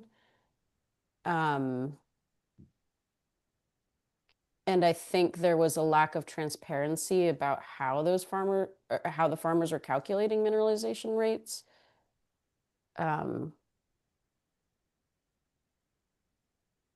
the Central Valley, yes, but so you're talking specifically mineralization rates of amendments and composts, not Yes. soil organic matter. Right. Mm-hmm. But because this is about growers reporting the amount of N applied. Mm-hmm. Yes.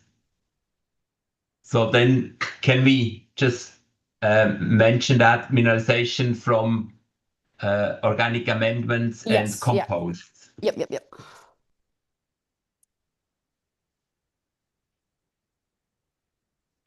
So just that it's clear.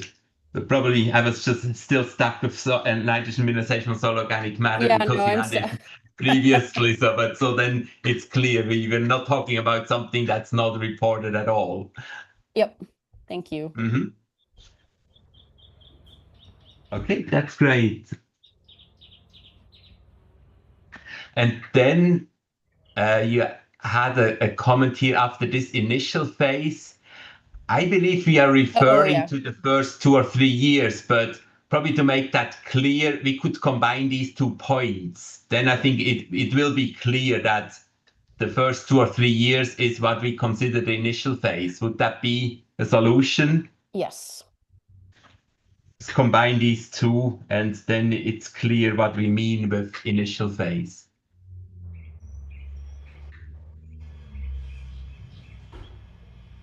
Mm-hmm. And then smaller suggestions here. Unless somebody feels we need to discuss it, I think they are easy to incorporate. Then Richard, you had a comment here about winter cover crop mixes. That's a new, well, no, it's not new. It's just more detailed than the existing one. I don't think you really changed the context we had. It's just more, in more detail. Does anybody have a comment here, or can we just replace the existing with the more detailed version from Richard?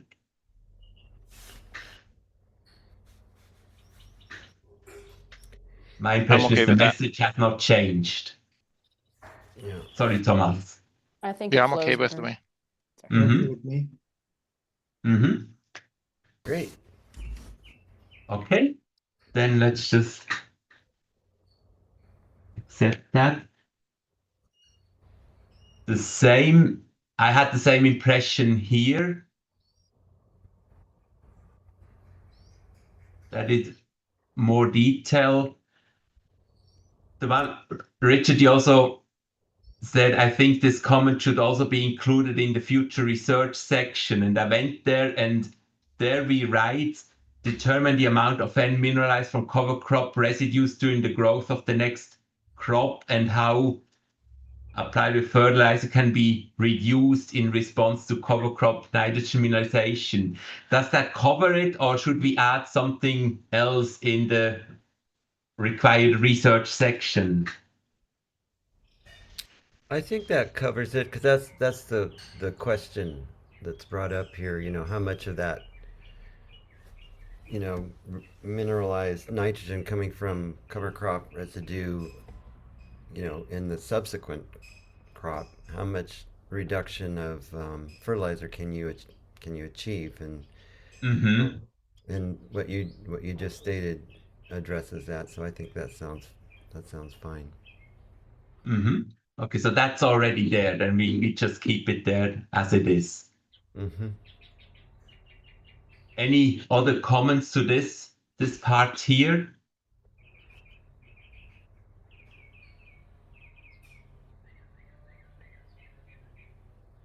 Okay, if I miss a raised hand, just interrupt me. And next is a fun one. Where are we? Yeah, we don't have much here. So yeah,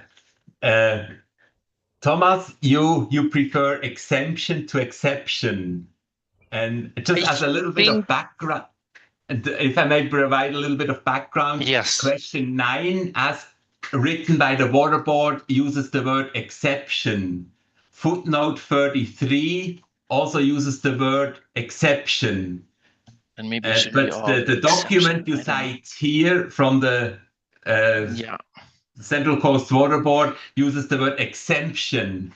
So I'm not sure if probably somebody from the Water Board team can answer that question, whether the Water Board is using these two terms interchangeably or whether there's a legal difference when to use exception and when to use exemption. And I read through the text and it wasn't really clear to me. My impression was it's used interchangeably, but probably before we discuss which one to use, if somebody from the Water Board team could tell us what their impression is.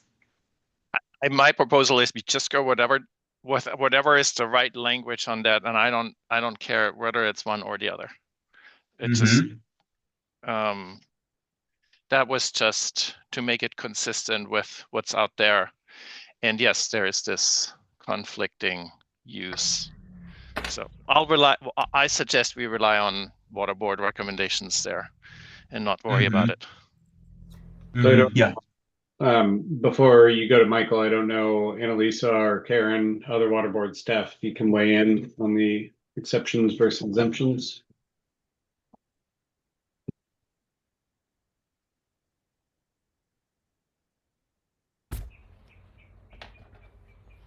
I don't think that we fully understand what the question is, but perhaps we can send a follow-up email to Daniel describing the difference between the two, if there is a difference, if that's okay with everyone. Yes, that's basically the question, whether for the Water Board there is a difference or whether you use these two terms interchangeably. I'm sure they're terms of art, and we'll need to talk to Eric and, well, I guess Phil Wiles is on or was on. And yeah, we'll get back to you. Right. So then I can make these changes if it's necessary, or otherwise we try to be consistent. The one point where I'm not going to change is we cite footnote 33. So there, footnote 33 use exception. So I prefer to keep it there and not change the word because we put it in the quotation mark. I agree. Mike, you have a comment? Well, it just seems like there is a difference between exception and exemption. I mean, exemption means there's some criteria to be exempt to a requirement, right? That you have to meet. An exception be something that's not, it's just not consistent, it's very rare, right? So it seems like exemption is what you mean there. Except that question 9, it uses the word exception and footnote 33 too. So when I saw Thomas' comment, I thought, oh yeah, that it's a typo, and then I went back to the original text and said, oh no, it is. Exception is the word used, but so I'm not sure. Yeah, unless they mean like an exception in a large swath of growers, you know. But it seems like exemption would be more legal sounding. Mm-hmm.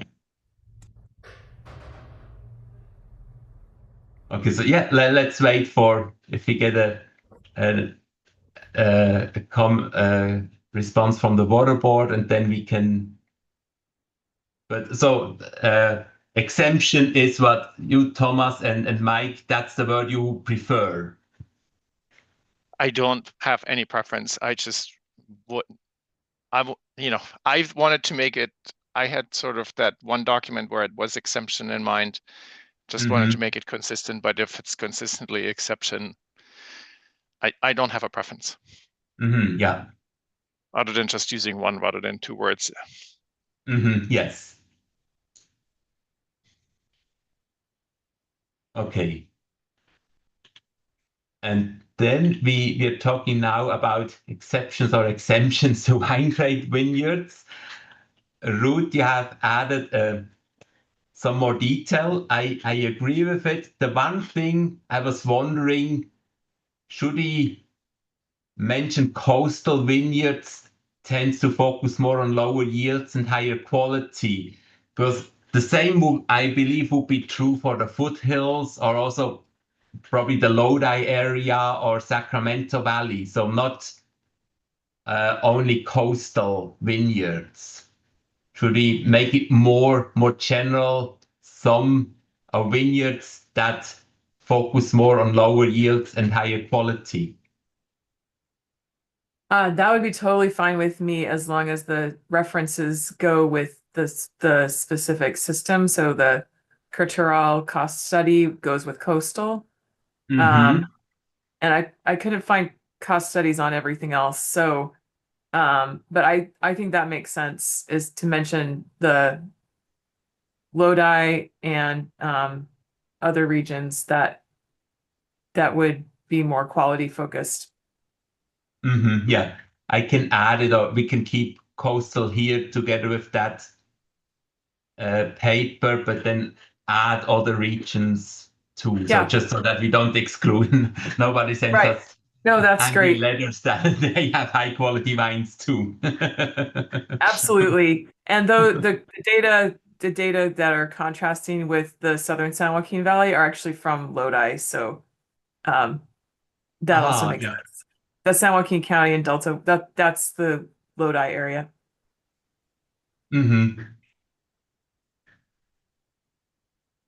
And there's not the same kind of data from the Central Coast or North Coast because, or sorry, from the North Coast, because they haven't had to report it yet.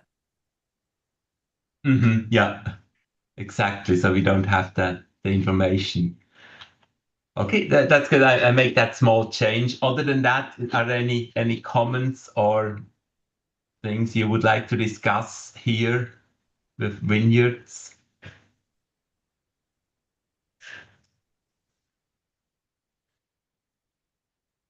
Other than that, I will scroll down.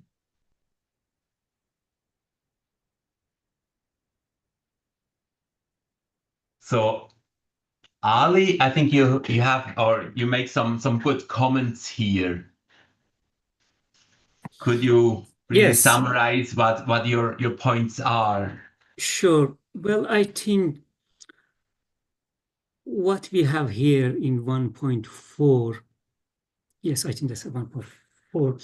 I think it can be misleading and create some confusion here. Because we are connecting alfalfa to a region. It's a stand to the region, but that's not the correct statement.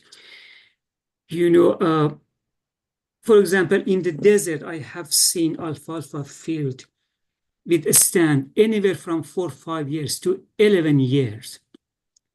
So it means it's not about the region, it's just misleading when we say Intermountain West or Region 1 or Region 6, because those kind of things for alfalfa are not related to the region. The stand depends on many factors: disease, scalding, salinity, the change of the price of the cropping system and the crops, the market, those kind of things. So I think when we add this, it doesn't help that much, but the panel should remove the confusion, not add confusion. I think this statement creates some confusions, and I recommend it to remove it because I don't see that much benefit except increasing some confusions. That was my point. Thomas? I think my reference in writing it this way was, and Ali helped me here, when there is a region like the Intermountain region where alfalfa is usually grown on a permanent basis with a 1 year out of 7 or 8 rotation to wheat or some other grain for plant protection purposes, it makes sense for that region to, since like with the rice, it's a larger region, it would make sense to make an exception or exemption and say, this is not a place where nitrate is a concern in the long term. We don't need an area lands regulatory program here. We can do something that's much different from the extensive reporting that we have elsewhere. If the alfalfa is if it's sort of isolated alfalfa fields among many other things, and sometimes they're not rotated for 11 years, sometimes they're rotated 3 years in and then 3 years out with corn and then back 3 years alfalfa, then it gets to be difficult for a program to have alfalfa specifically in those years exempt, but not, when it's not alfalfa, then the accounting gets really complicated. But if it's a more or less contiguous place with consistently permanent alfalfa, to me, it makes sense to create an exemption program. Such like same with pasture. I mean, this would apply to pasture as well. Yes. And as it was done with rice, whereas, if it's in rotation with other things, most of the time it probably isn't worth creating a special exemption because it gets to be so complicated with the accounting. Does that make sense? Yeah, that does make sense. But my point is, it's really difficult to distinguish, a region related to this. For example, I think growers, get benefit to rotate even alfalfa field 1-2 years to other crops. This is a common practice, but what I'm saying is we cannot, name the region on this because, even in the desert, it goes 10 years with alfalfa, 2 years goes to another crop, and again, come back to alfalfa. And it's not about the region, it's about the grower's decision or about the rotation and those kind of things. I think my point is, it's not appropriate to relate it to the years of the stand or a region specifically. I think alfalfa is alfalfa. Growers don't apply nitrogen. We already, verified that. And when we connect it to the region, we might create some confusion. That was my point. Yeah, and I only wrote this as examples. Yeah. But I think I agree with Thomas that it may not make sense when alfalfa is just a minor crop, but I don't think it's up to us to tell people in your region it makes sense or not. If a region wants to reach out to the water board and explore alternative possibilities, they should be allowed to do, even if alfalfa is just a minor crop. So I think we probably should leave it to the regions whether they think it's worth reaching out or not. I agree. Region should decide on that. Yeah, I think. So my suggestion would be to actually delete both these, the highlighted sentences. Yeah. I don't know what I you agree. think, Thomas. Oh, Mike, you also raised your hand. I'm a little confused. I mean, because you're talking about exemptions and, if a grower is growing alfalfa, chances are they're growing other crops too. And so they might be reporting, their A-R for several blocks. And if they're not putting any nitrogen on the alfalfa, there's no problem. You just say there was 0 nitrogen and you have a good removal amount of nitrogen, in fact. So I guess I don't see, why you need an exemption exactly for alfalfa, unless, that's all the grower grows is alfalfa. Yeah, so I had specifically the north region in mind where alfalfa and pastures are grown, on a permanent basis and across entire basins, and there's not any other major crops grown in rotation with those.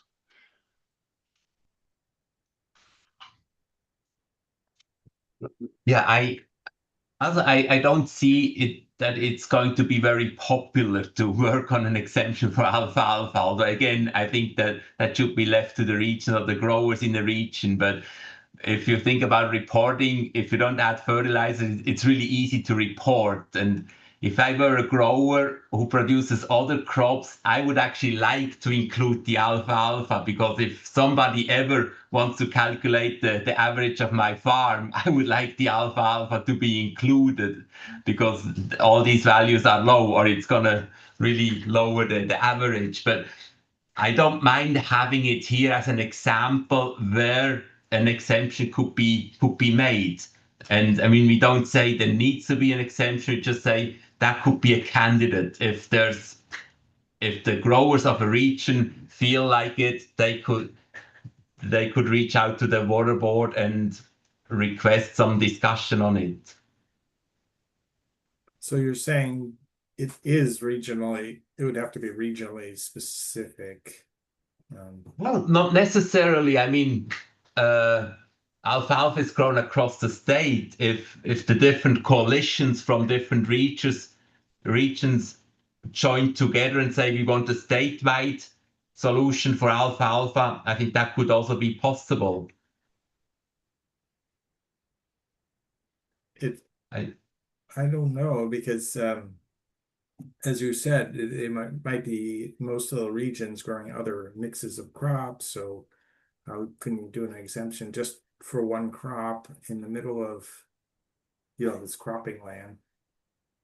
Not sure how it's done for rice, but I'm pretty sure many rice growers grow other crops too. And I believe they have to report other crops just like everybody else. Although I'm not sure how it is done, but so yeah, I'm not sure how it would work, but I'm not opposed to having it here as an example. Ali?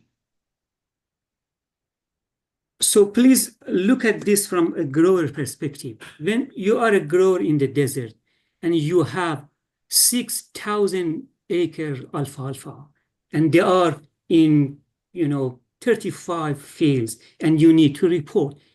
If you remove the report, you remove a big burden for that grower. And we are talking about 1/3 of the acreage in the desert region, 200,000 acres. I think if they remove, reporting for alfalfa is a big help to growers. That's all about that. Mm-hmm. So would you all agree that we keep alfalfa in, but delete these two passages to make it less region specific, so that the regions can decide whether they want to explore alternative pathways or not? That'll be fine by me. Mm-hmm. Same. Fine with me. Yeah, fine. I think so.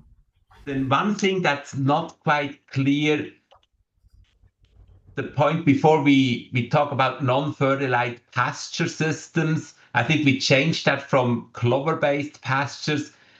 We still have the clover-based here. Shall we replace it too and make it non-fertilized pasture throughout?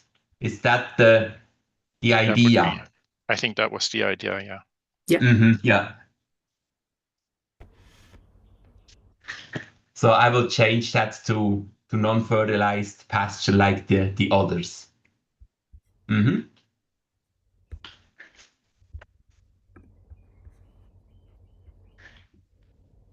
Great. I believe here these are mainly smaller comments I can address or just accept. Exception, exemption.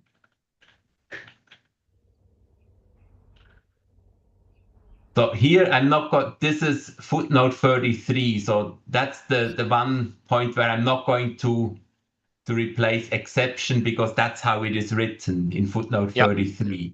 Even though in our recommendation we may change it to exemption, but I would like to keep it here the way it is written in the order. That makes sense.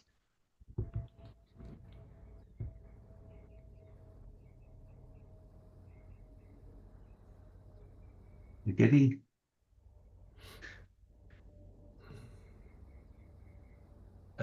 Here, research on whether risk of N-leaching is lower or possibly higher in long-term regenerative organic farming. I would suggest just to write different, just to make it a bit more readable, if you don't mind.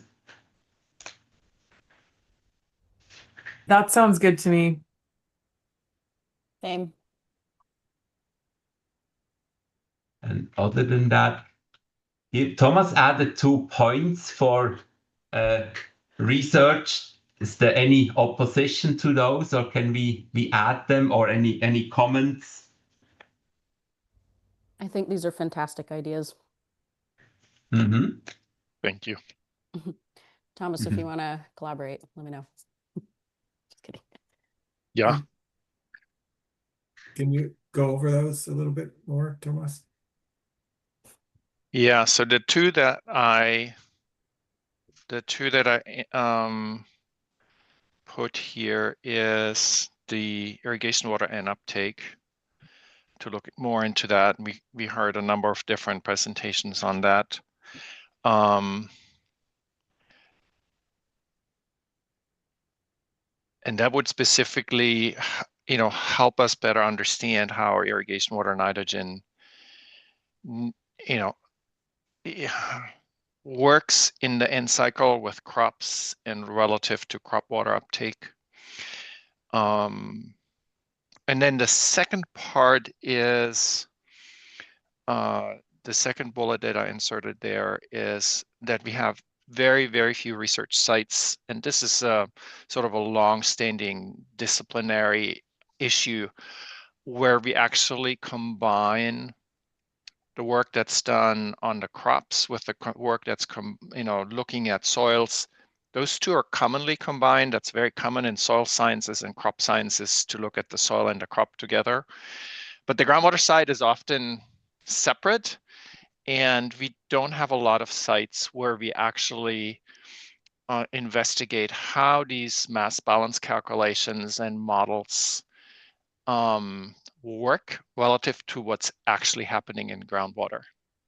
I have been privileged to be funded to do a couple of those sites, and I have a few colleagues that also have sites where both groundwater monitoring occurs, soil monitoring occurs, and crop water and nitrogen inputs, outputs are being measured to do water balances and nitrogen balances, and where we have the opportunity to compare the approaches that we're using with mass balances and with models for soil crops with what's actually going on in groundwater, and compare what we estimate to happen to groundwater with actual groundwater measurements. And I think we need more funding to do this kind of work, and perhaps more capacity in the state to do this kind of work, where we combine the soil crop work with groundwater monitoring work, and where we seek to understand, using tools modeling tools, how the data that we have from looking at the soils and the crops and water and nitrogen management of crops, how those lead to the numbers of water quality that we're measuring and monitoring wells immediately under those crops. Those sites usually require to be larger because a monitoring well measures more than just a few square inches, like a soil isometer would. And so the monitoring well network needs to be relatable to its source area. And in where I have done this, we have usually, plots, quote unquote, that are 160, 100 acres, 80 acres, so that we have a clear relationship between what we see in the monitoring well. We know where that source area is of the monitoring well. Maybe not exactly, but approximately we can sort of make that relationship between the monitoring wells and where we're measuring crop soil responses. That kind of research, I think, needs to be done more and across more crops than we currently do this with. We do this on almonds right now. It's been done on dairies through the Dairy Representative Monitoring Program. Dr. Kisika is doing it on tomato rotation. And that's pretty much it. I think it would be good to do something like this. We have never done this in organic farming or regenerative farming. I think it would be great to do with vegetables. It would be great to do with vineyards. And that's what this paragraph is about. Thank you.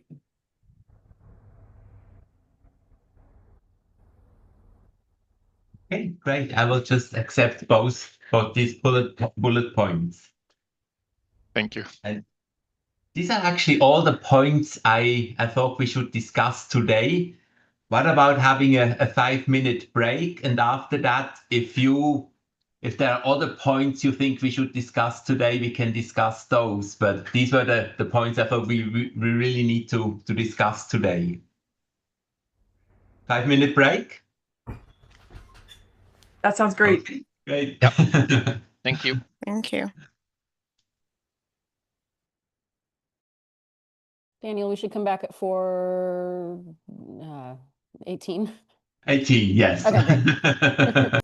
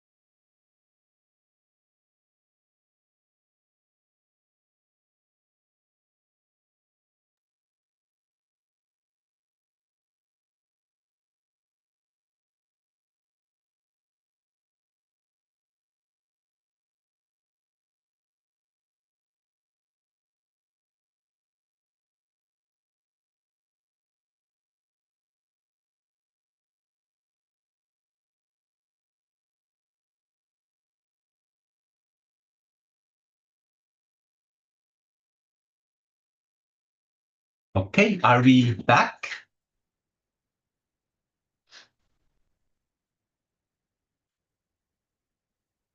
I'm here.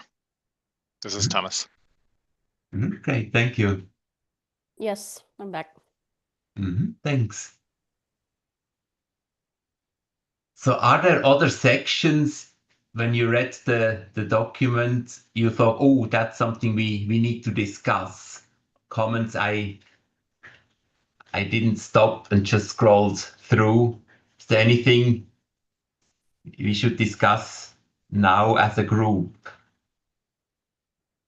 All my issues are covered. You did a good job on that, Daniel. Thank you. Thank you. Same.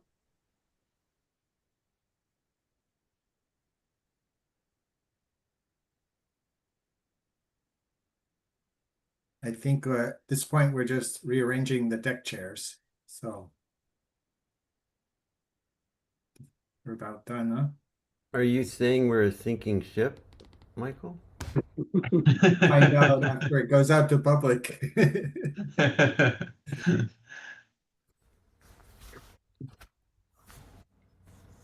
So yeah, I will incorporate all the suggestions we had today, send it to Sam and the waterboard team. You should get it hopefully by Friday evening.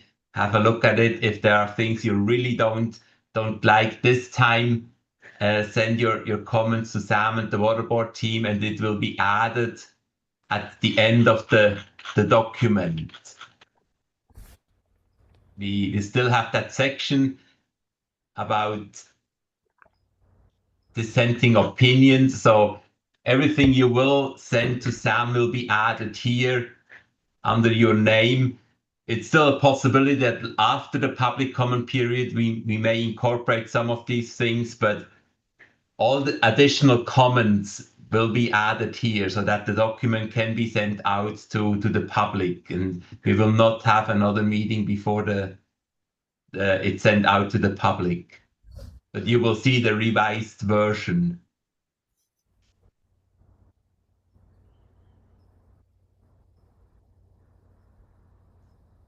Then just one last thing.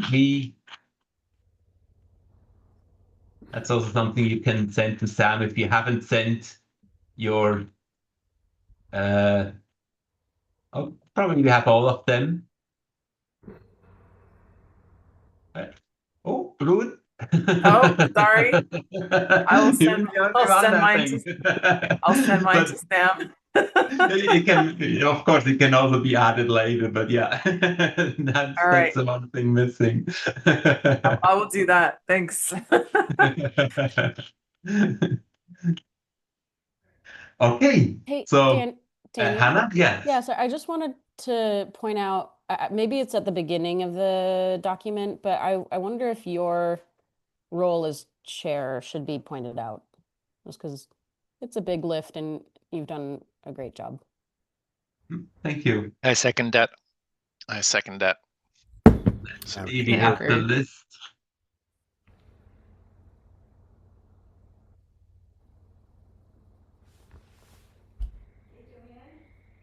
We are somewhere. Yeah, I seem to recall you had some acknowledgements right up front, but yeah. I hear.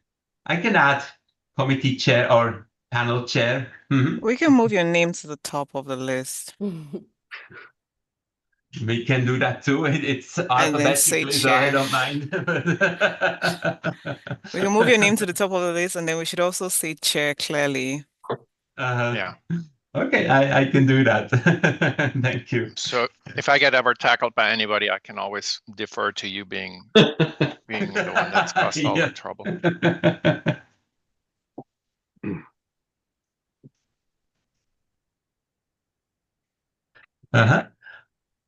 Okay, anything else?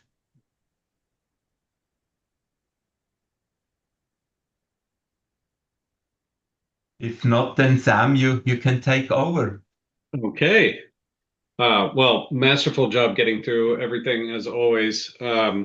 Before I just have one question I want to pose to the group real quickly, and then we'll move to public comment. Before that, let me just make a pitch that I think all of the expert panel members have been contacted by my colleague, Shannon Acklin, who is working to process your stipends for participating in this group. If you haven't already responded to Shannon, please make sure to get all of your paperwork in by the end of March. That's really important since we need to get you paid before the end of the state fiscal year, but hopefully as soon as possible. So big push there. If you haven't already responded to Shannon, please do as quickly as you can. Hannah. Yeah, Sam, just as mine was in my spam, and then I also ignored it because I thought it was not meant for me. It's like a CSU vendor request. Yes. Thank you for that. So I'll send a follow-up email to the group. You should have gotten a message directly from Shannon, but you may have also, after any conversation with her, you may have also received an automated request to fill out a vendor ID form. It's not a lengthy process, but if we don't have that form filled out, then we can't process the rest of your paperwork. All right. Well, just real quickly, you've already largely covered this. As you know, the next step in this is releasing the document for the public review period. We already went through the timeline earlier, so I won't belabor that point, but I just want to ask the question real quickly, sort of once and for all for the record. Are there any members of the expert panel who have any objection to release of the panel report for public comment and review?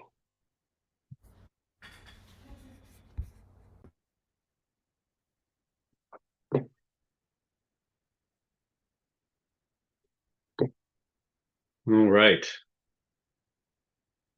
Well, hopefully that silence means everybody's very supportive of moving forward. Over the next couple of weeks, we'll be very busy on the back end, consolidating or getting the comment ready, getting the document ready for that review period. And just a quick reminder, more for the members of the public than anything, we're not asking panel members at this time to approve the document itself. That'll happen after public review. And as Daniel already mentioned, any additional comments from the expert panel members will be cut and paste as dissenting opinions into Appendix E and addressed after the review period closes. All right. So at this point, we will go ahead and move to general public comment. Many thanks to those individuals who submitted a comment request in advance of today's meeting. I received 5 requests. And I understand that we are a little bit early, so if any of these individuals aren't online yet, we'll keep the comment window open for a little bit. Just a quick reminder, we would ask you to limit your comment, if possible, to 3 minutes. I'll be keeping time and giving you reminders throughout the discussion. I'll call you up in the order that we received your request, and we'll go ahead and start the process with Kaya Rivers. Kaya, please. Hello, good afternoon. My name is Kaya Rivers. I'm a senior policy advocate at Community Water Center, and thank you for letting us tune into your thoughtful discussion today. It's been over a decade since the Irrigated Lands Regulatory Program began, and thousands of Californians still are waiting for safe and sustainable drinking water that's free of nitrate contamination, often causing communities to indefinitely rely on bottled water and treatment systems, fear that nitrate levels will rise in their drinking water source, or not even know if they are drinking nitrate-contaminated drinking water. The Irrigated Lands Program is still working to meet the objective of the program to address irrigated agricultural discharges to protect groundwater. And over the years, the program requirements have included education, reporting, implementation of best management practices, and voluntary nitrate reductions. Overall, the program has been unsuccessful in meeting its objectives and hasn't protected drinking water. Currently, the panel recommends that each regional board can decide to implement enforceable interim limits or voluntary targets in order to make progress to meet water quality objectives. However, both the Central Coast and the Central Valley still have high levels of nitrate contamination, forever impacting communities who rely on groundwater for their sole source of drinking water. It is dangerous, especially for those two regions, for the panel to recommend that enforceable limits be optional when nitrogen discharges continue to degrade groundwater quality and ultimately communities' drinking water. Rosa Carrillo, the general manager at San Gerardo Cooperative, couldn't be here today to provide public comment, but she has been invested in this process because she and her community understand the risk of nitrate contamination and the need to address it urgently. Rosa Carrillo asked the panel to have the courage to protect human life because a lot of people have been impacted by nitrate contamination. And if you don't have the courage to recommend limits now, then we won't have clean water across the entire state. So again, I urge the panel to recommend that each region implements enforceable interim discharge limits that correspond with the time schedule to achieve water quality objectives and ultimately safe drinking water. Thank you for your time today. Thank you, Kaya. Next, we have Mary Hamilton. Mary, please. Thank you, Sam. Thank you to all of our panel members and everyone participating. We really appreciate all of the thoughtful discussion about the questions over these past months and today, of course. Thank you also for this opportunity to weigh in. I only want to provide some additional information for the record. And first and foremost, I want to talk about targets and limits.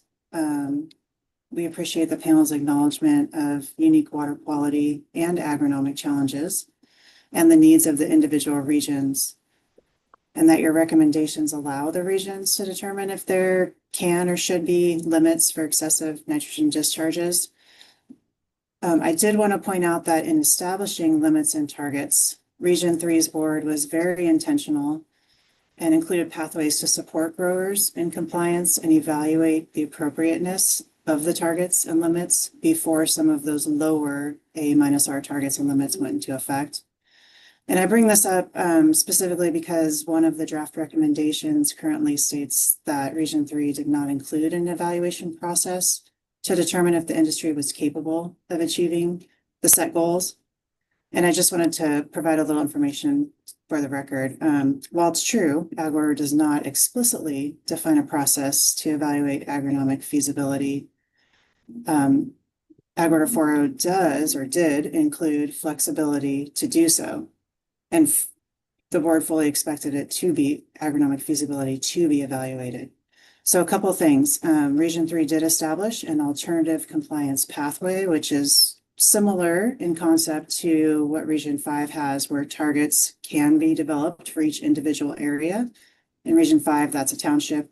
In Region 3, we call it a groundwater protection area. That's based on consideration of hydrology and cropping patterns and several other factors to define an area wherein it makes sense to develop a specific target. And that pathway allows for significant flexibility in what information could be used to develop those specific targets for those individual areas, including agronomic feasibility. In AgWorld 4.0, I wanted to also share that it established a checkpoint for the targets and limits, stating that before the limits would take effect in the year 2028, that those limits must be, those were targets, must be reevaluated based on the available data, new science, management practice, implementation, and assessment. So this is another place where 4.0 allowed flexibility for consideration of both agronomic feasibility and, of course, the evaluation of costs and benefits of excessive nitrogen application. Considering both diminishing returns and yield as nitrogen application increases beyond a certain threshold, and also considering financial and social impacts of degraded water quality to the drinking water users, the communities, and the taxpayers. So there was flexibility built in there, and although it's not explicitly process defined, I did want to point those out for you all. I also wanted to briefly mention include your comment. Yes, I just wanted to mention regarding anonymity that we have been collecting individual reporting data for years. That transparent data improves our ability to evaluate trends, look at what those percentiles are, what people are meeting target-wise, and assess management practices. And it's really important that you all know that we have had no issues with members of the public finding out detailed information about crop location or crop theft. And I'll conclude there because I know I'm out of time, but thank you. And I just wanted to make sure you're aware of that. Thanks again for all your work on this. Thanks very much. We'll go next to Corinne Gibson. Corinne? Yeah. Hi, everyone. Thank you for the opportunity to comment today, and thank you for all of your thoughtful discussion throughout this process. I know it's been a lot. My name is Corinne Gibson. I'm a staff attorney with Leadership Council for Justice and Accountability. And I'm going to start by saying that we know that the science is clear that less nitrate application equals cleaner groundwater. I think we can also agree, based on today's discussion, that discharges are excessive at a certain point. If we can agree to that, we should also recommend that all regional water boards set initial limits to reduce these discharges. Such limits should not be optional. Interim and final limits are necessary to ensure that all growers make progress toward a final limit that would be protective of groundwater quality. As the industry innovates, these limits can be met. Second, outreach, education, and technical assistance must be coupled with interim limits to ensure that growers make progress towards meeting final limits that are protective of groundwater quality. And also regarding today's conversation surrounding the agronomic feasibility of limits, I think the fact that a significant percentage of growers are already achieving an 80% limit should be a sufficient indicator that it is agronomically feasible to do so. Relying on agronomic feasibility with how things are right now runs the risk of perpetuating the status quo. And the overarching point is that there won't be any more clean water or healthy soils in which to grow crops if we continue with the status quo. If we want agriculture to be both feasible and sustainable, it must adapt to 21st century conditions. Thank you. Thank you, Corinne. Next, we have Maddie Richards. Hello, my name is Maddie Richards, and I'm the policy manager for California Coastkeeper Alliance. I'll keep it short today, but I just wanted to again emphasize the need for enforceable interim limits as a mandatory backstop.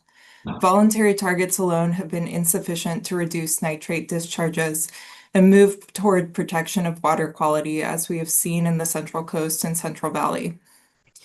The recommendations you make in the expert panel report will be used to inform future regulations addressing excessive nitrate discharges, which current programs have not succeeded in addressing at severe and ongoing expense to affected communities and the environment.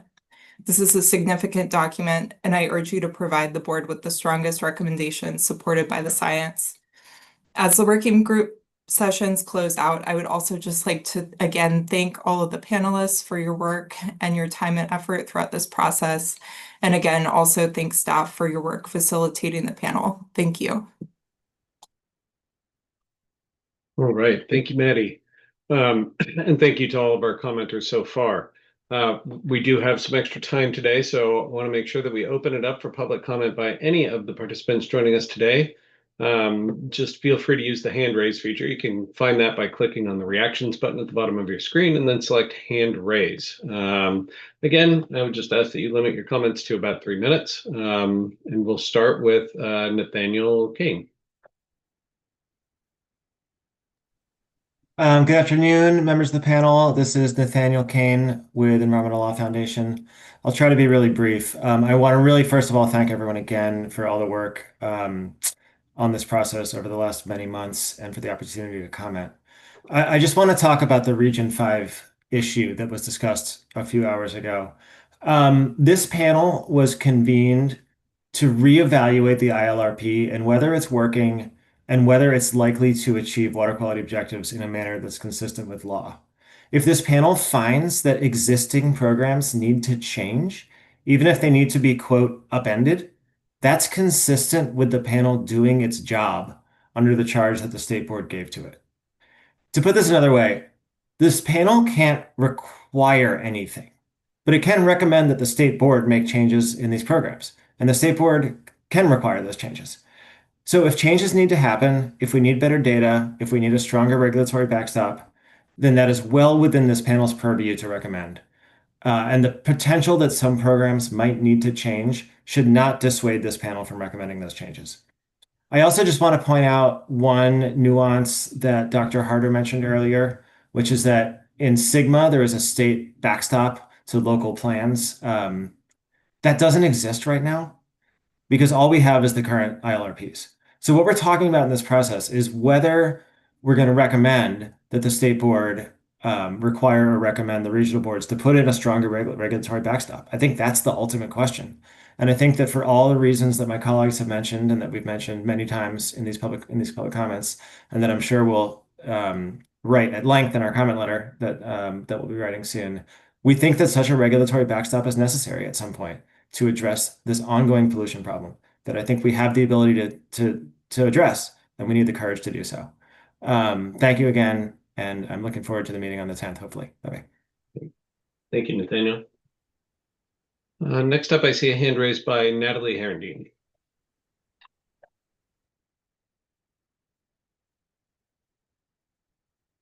Hi, thank you so much for your time. My name is Natalie Herendeen, and I am the executive director and the attorney with Monterey Waterkeeper. And very briefly, I just want to, reemphasize what Nathaniel Kane said, and that this expert panel does have a tremendous amount of knowledge and expertise, and your recommendations are enormously important for public and environmental health. And so your ability to make strong recommendations is imperative, and that I understand there's a lot of considerations, but at the end of the day, what should come first is protecting public health, protecting environmental health, and the agricultural industry will innovate. They will be able to meet the moment. And as you've seen in Region 3, 80% of the growers are already meeting these limits, which means the entire state can do it as well. And if 80% can do it, 100% can do it. And the amount of progress we will see when we actually start having enforceable limits will change the state's water quality, and it will mean a huge difference to the lives of countless individuals. So when you are making these considerations, the impact that you will have will affect generations and generations and generations of Californians. So please consider strongly that there must be enforceable limits, because unfortunately with the laws and anything, if somebody has an option to do something, well, they're going to choose the option that's best for them, and that may not be what's best for the majority of the people. So enforceable limits ensure that the majority of the people win and not just a few. So thank you for your time, and thank you for your expertise. Thank you. Jessica Gonzalez. Hi, everyone. Jessica Gonzalez. I'm a policy advocate with California Certified Organic Farmers. And I just want to say that on behalf of CCOF, we really appreciate the agriculture expert panel's expertise and everything that they're contributing. This work is essential to shaping water policies and also supporting organic producers, and has the possibility to really uplift the ways that we are contributing to the protection of groundwater. And so really appreciate all the work. Thank you. Thank you. Tess Dunham. Good afternoon, everybody. I would like to echo some of the comments made by others, in that I really do appreciate the time and effort. I know this has been a very laborious process for all of you, and I really appreciate the thoughtfulness and the level of detail you have all spent in the draft report. And I'm looking forward to reading it in its entirety as you are putting it forward. And of course, we'll be submitting comments on behalf of the Central Valley Irrigated Ag Coalitions, and then also we'll be working with the Central Coast Agricultural Interests for comments as well. I do want to just make just a couple of notes, and talking about the agronomic feasibility, and I so appreciate your perspective as professionals in this arena, as to honing in on the need to really understand the agronomic feasibility. Because if it's not agronomically feasible and we can't sustain agriculture, whether we're talking the coast, the Central Valley, Imperial, or anywhere else, then the program will fail. And it becomes such a detriment to the state of California, food security, and so many other things that it just creates such a major issue and problem. So I also think it's important to realize when people throw out percentages of Central Coast and 80% can do it. We also have to remember, as has been reported, the Central Coast reporting started with a small percentage of folks, right? Other areas of the Central Coast are just now starting to report their applied as well as their yield in order to calculate removed. We don't have all the data and information with respect to really understand the percentage of growers that can meet certain targets or limits, whatever you want to call them, within the Central Coast. I also think it's important to remember that when we talk about in and irrigation water, it creates a whole new complexity when you're looking at compliance with 500 pounds or whatever that target or interim target might be. How are we factoring in the irrigation water? Because that is critical and plays a huge role in that. Don't want to take up any more time. I know you're all probably looking forward to finishing a little early today. And again, just a big thank you for all your time and effort, and looking forward to reviewing the report and submitting comments and having future conversation. Thank you so much. Great. Thanks, Tess. All right. Are there any additional individuals who would like to provide public comment before we close out? Pause for just a moment here.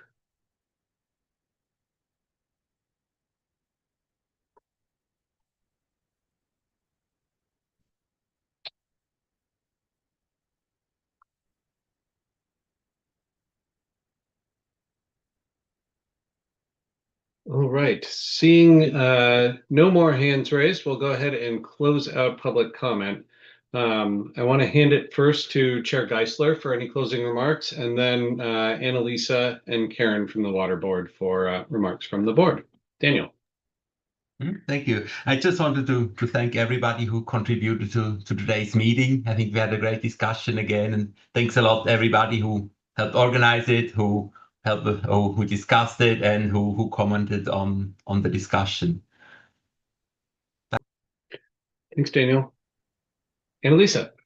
Yeah, and just wanted to quickly also express my gratitude. This was a great discussion. Really appreciate the panel really working towards getting this draft to a point where we can release it for public comment. I think that is very important to get, all perspectives and responses back. So just a huge thank you. And then recognizing that Karen has joined us, wanted to also, as you mentioned, Sam, make sure she has an opportunity to close this out as well. I will just plus one Annalisa's gratefulness and really absolutely impressed with how much work you all have done to get this document where it needs to be to go out for public comment in an extremely short amount of time. What a huge lift. I hope it doesn't prevent you from agreeing to be on a panel for the Water Board in the future. And thank you. All right. Thank you all again for joining today. Expect to see announcements regarding the release of the public draft very shortly here. But with that, we will go ahead and close out the session for today. Thank you all. Have a good day. Thank you. Bye. Right. Thank you.